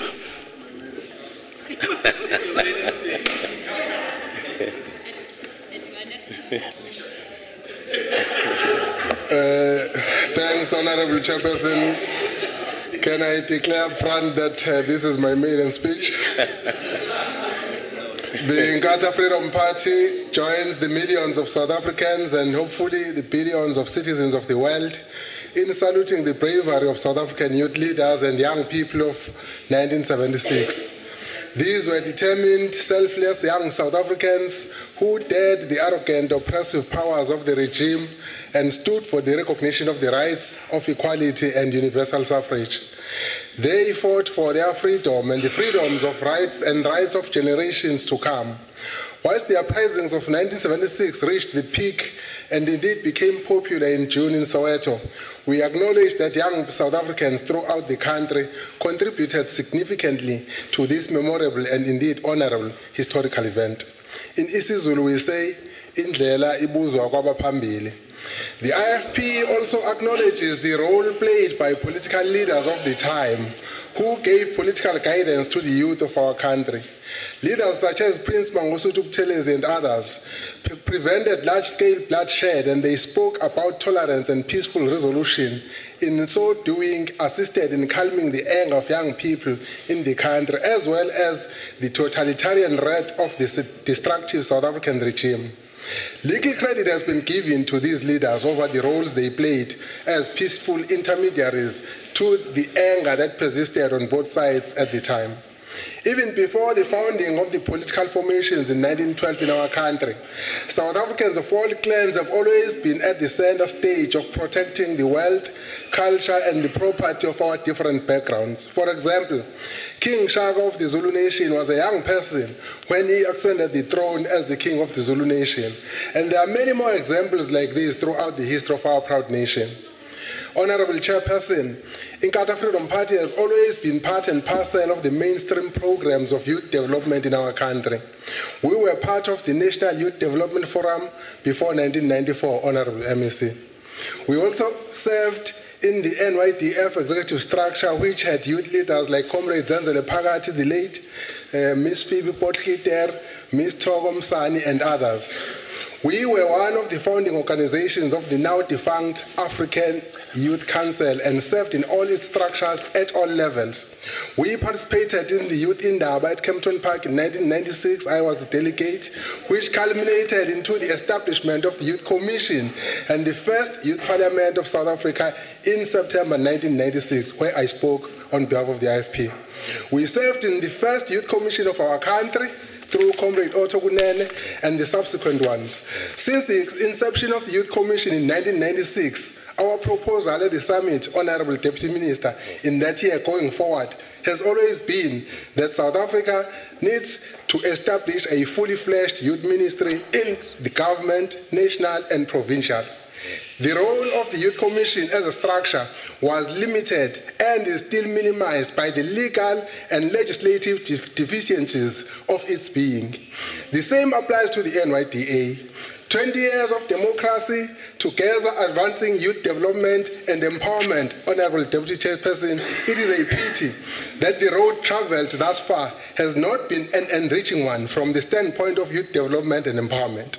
We hope this will change and that our country will begin to receive the recognition they deserve and that the powers that be concede to the establishment of a fully fledged youth ministry. I thank you. Kushinkat. Thank you very much, Honorable Member. I call on Councillor Governor Salga.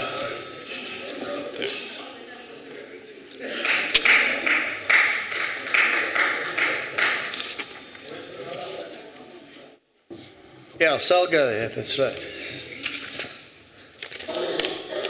We have a 40-page speech, Honorable Chair. Because I do believe this is a maiden speech on behalf of the youth of South Africa. For so long as it's within the 10 minutes. I have 10 minutes. Thank you, Deputy Chair. Okay. Honourable Deputy Chairperson of the NCOP, the Deputy Minister in the Presidency, members of the NCOP and our very special delegates today. Salga is very honoured and pleased to participate in this debate today on the theme of 20 years of democracy, together advancing the youth, development and empowerment. Indeed, we have come a long way on a journey that started many years ago amid the injustices of the apartheid regime. On June 16, 1976, a revolution took place in Soweto, which was to change our history and its cause. Honourable Deputy Chair, the story of 1976 has been told countless times here today, and there are many versions of it. However, through all the narratives of June 16, one fact remains. Young people driven by ideals of freedom, peace, equality, died on that day in pursuit of their rights.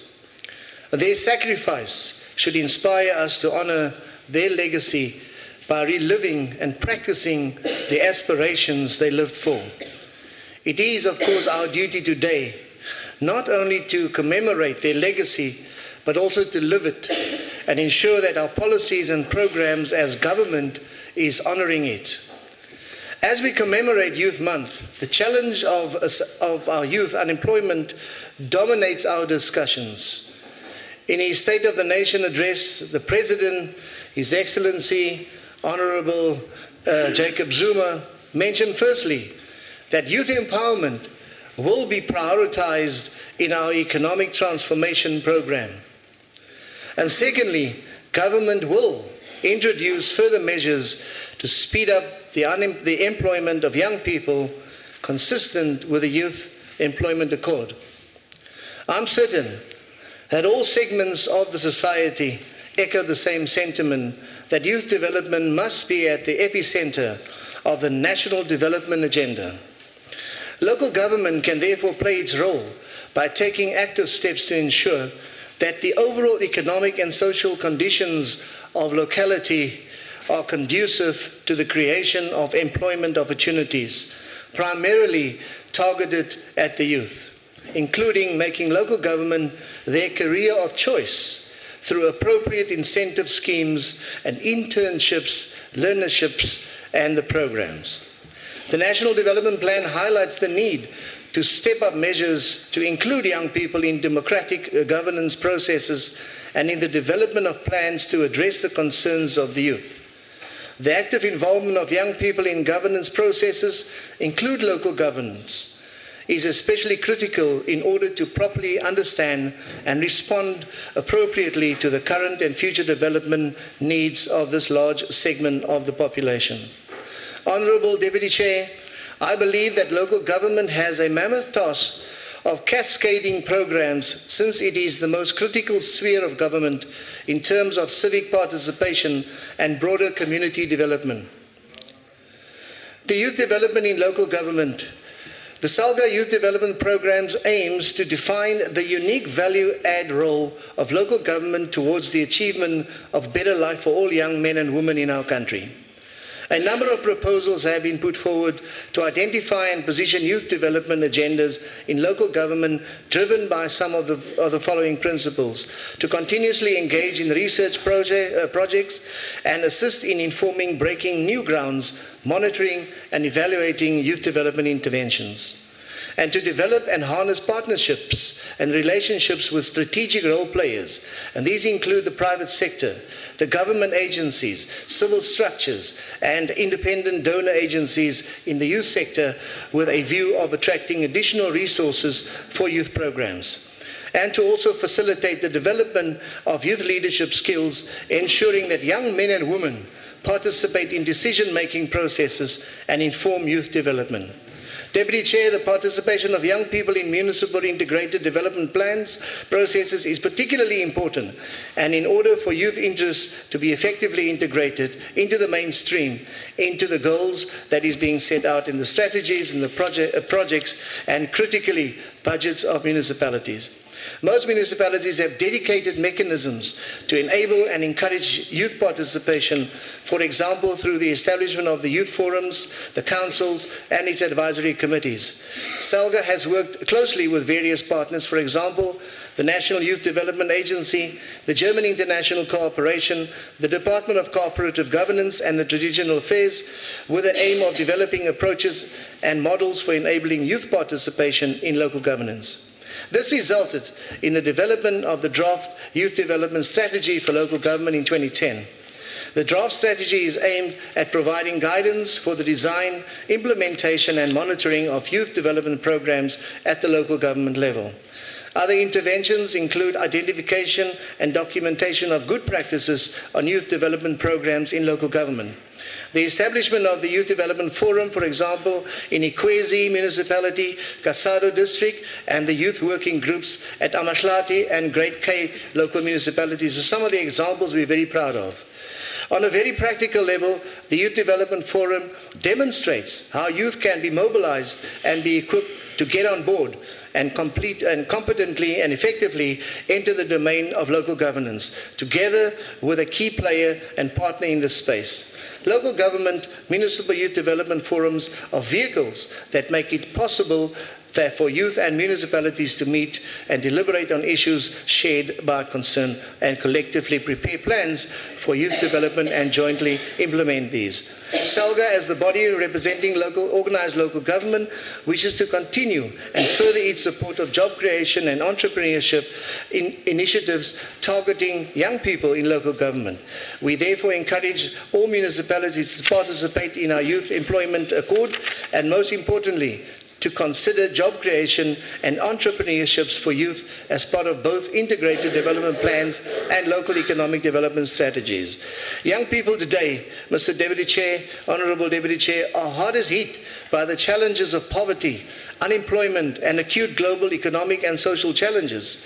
Whilst we may not have solutions to all these problems today, we do have hope that with the right skills and the support, enabling opportunities, our endeavours to bring change in the lives of young people will bear fruits. Local government is doing its bit, and we look forward to partnering with key stakeholders and development partners to give our youth the future it deserves. I thank you, Deputy Chair. Thank you very much, Honourable Member. I see you are left with about 2 minutes still. Okay. May I therefore call on the Honourable Mai to conclude the debate?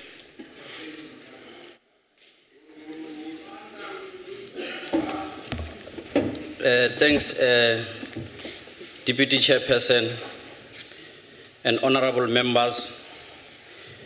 This year's debates on the National Youth Day in South Africa coincide with the 20th anniversary of our freedom and democracy under the leadership of the African National Congress. This poses a fundamental question to this august House as the voice of our people about the character of this debate. At the heart of this question is whether the debate should assume a normal political posture or should inspire unity of purpose across political spectrum to reflect on where the country comes from, where it is in the present moment, and where it is going, as a fitting tribute to the successive generation of youth who sacrificed their life for our freedom. The Deputy Minister in the Presidency led us into this debate, Comrade Manamela, and the MEC of Economic Development in Gauteng, Comrade Maile, and the rest of other speakers from the ANC shared progress with regard to provinces in responding to the question I posed, and also shared the good stories about the ongoing agenda for transformation unfolding in South Africa. And also we heard from the other side of a party which belonged to a backward ideology, the Democratic Alliance, which in any case is a party that is anti-transformation, a party that perpetuates that we have found conditions as they are, so we must leave them as they are. There is no attempt, however, the only new thing is that they have found a new sound box in the MEC present with us today, not to share with us progress with regard to ongoing transformation. We know, as the people of South Africa, they are witness about developments that has taken place in the 20 years. The recent one about the 2010 developments. South Africa, under the leadership of the ANC, has helped even majority of young people to realize, to break narrow stereotypes, to deal with self-perceptions, and also make South Africa to be understood that it is a country for all our people. There is always an attempt by the DA to reduce the life of our people to a statistical data. They always use data to undermine the ongoing transformation in South Africa. We in the ANC agree that that's a fact. We in the ANC agree. We in the ANC agree about the significance of June 16, that it stands out in the annals of South African history of the liberation struggle for two important reasons. One is that June 16 is a great historic moment that depicts the decisive, heroic role played by the youth in struggle for a liberated South Africa. The second is that June 16 is remembering the brutality of the apartheid regime. Both these factors carry great contemporary significance. That is instructive as we mark 20 years of democracy, gearing ourselves for advancing youth development and empowerment. In any case, before 1994, the issues of youth were not even institutionalized. Youth, young people were relegated to the dustbin of history by the racist minority regime. June 16 is a point of reference for the historic role youth played in struggle for national liberation. Because from June 16, 1976, South Africa was never the same. The youth of 76 stood up and challenged the apartheid regime in area that was core to apartheid policy, the education system. We just heard from the DA. That says that the democratic dispensation has not opened access to education. Today, South Africa prides itself about community of nations as having increased access, universal access to education, close to almost above 97%. What is it compared to an apartheid system? We can't even compare ourselves to an apartheid system.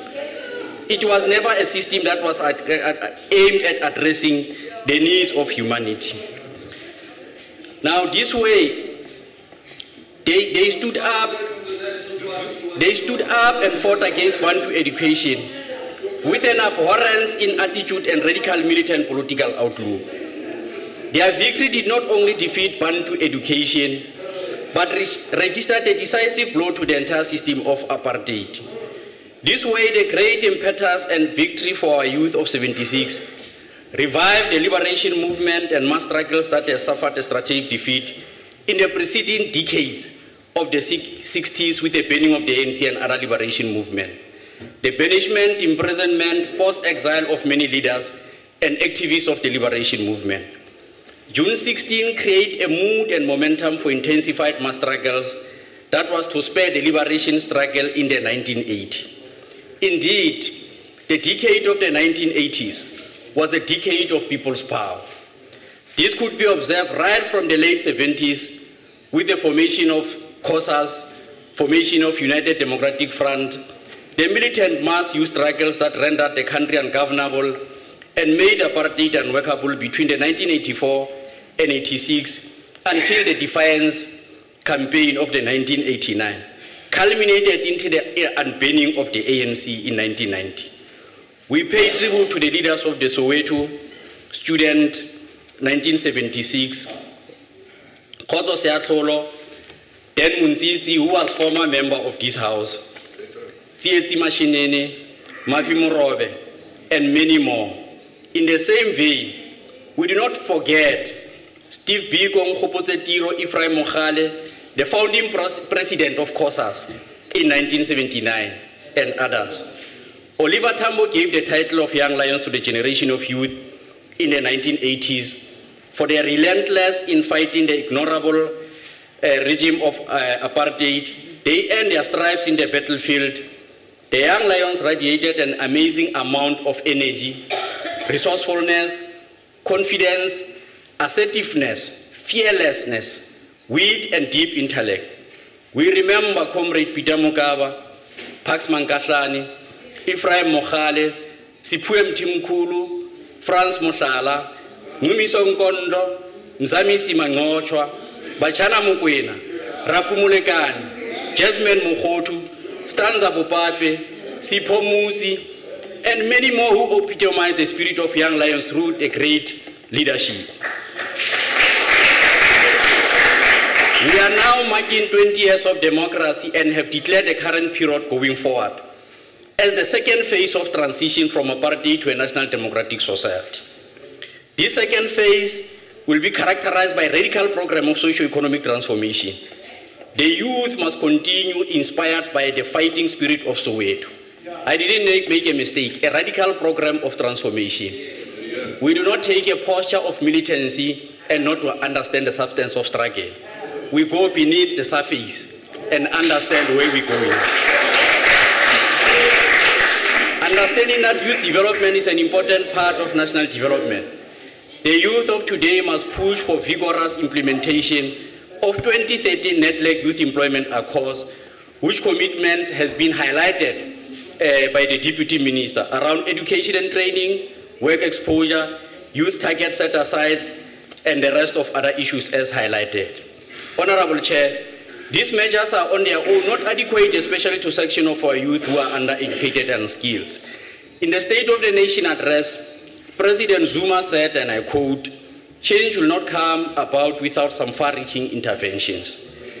Government should work very hard to implement industrial policy action plan so as to expand and develop productive sectors of economy to create jobs on a large scale. We particularly yearn for bold measures in the economy because we regard economic transformation as a burning question of the current phase of our social transformation. The consolidation of our democracy going forward seems to be largely dependent on the progress we make on the economic front.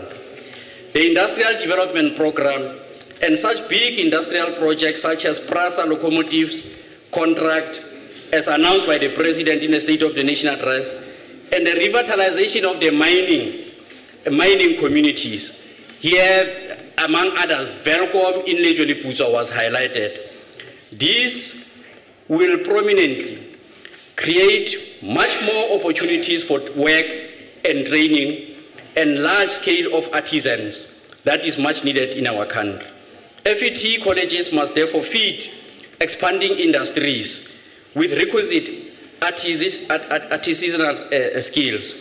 The Deputy Minister earlier indicated that this band of education remains critical because of the large number of young people that it enrolls, but also it remains important because as the changing structure of the South African economy, it must provide much needed skills to our economy. We regard youth development as a process of all-round development and empowerment of young women, young men and youth with disabilities to realize their aspirations, potentials and talents in all spheres of human endeavor. In politics, in culture, in arts, in sport, in economy, and social development and other spheres. Our definition of youth development is not narrow, it's not about handouts, it's about young people to participate in the real economy. Are you rounding up, Honorable Member? Whilst academic outcomes are essential for performance of our education system, educational programs must inculcate the spirit of patriotism, community service, activism must be the cornerstone of our young people. I thank you, Chair. Thank you very much.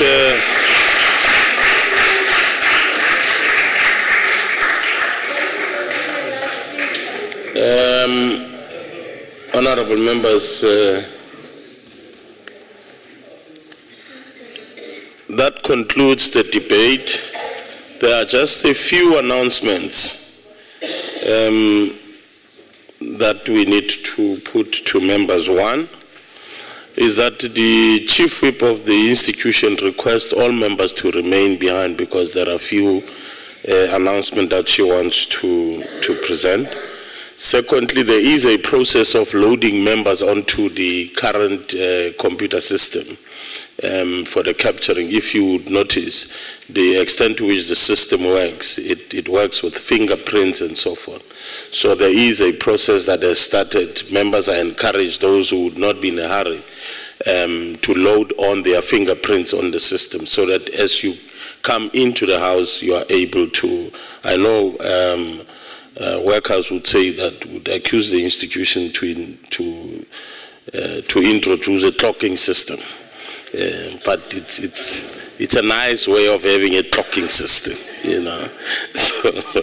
So you are encouraged. Those who can today, please proceed and do that. And then tomorrow, others would then continue doing that. I think that those were the only announcements. Therefore, honorable members, that brings us to the end of the business of the day. The House is adjourned.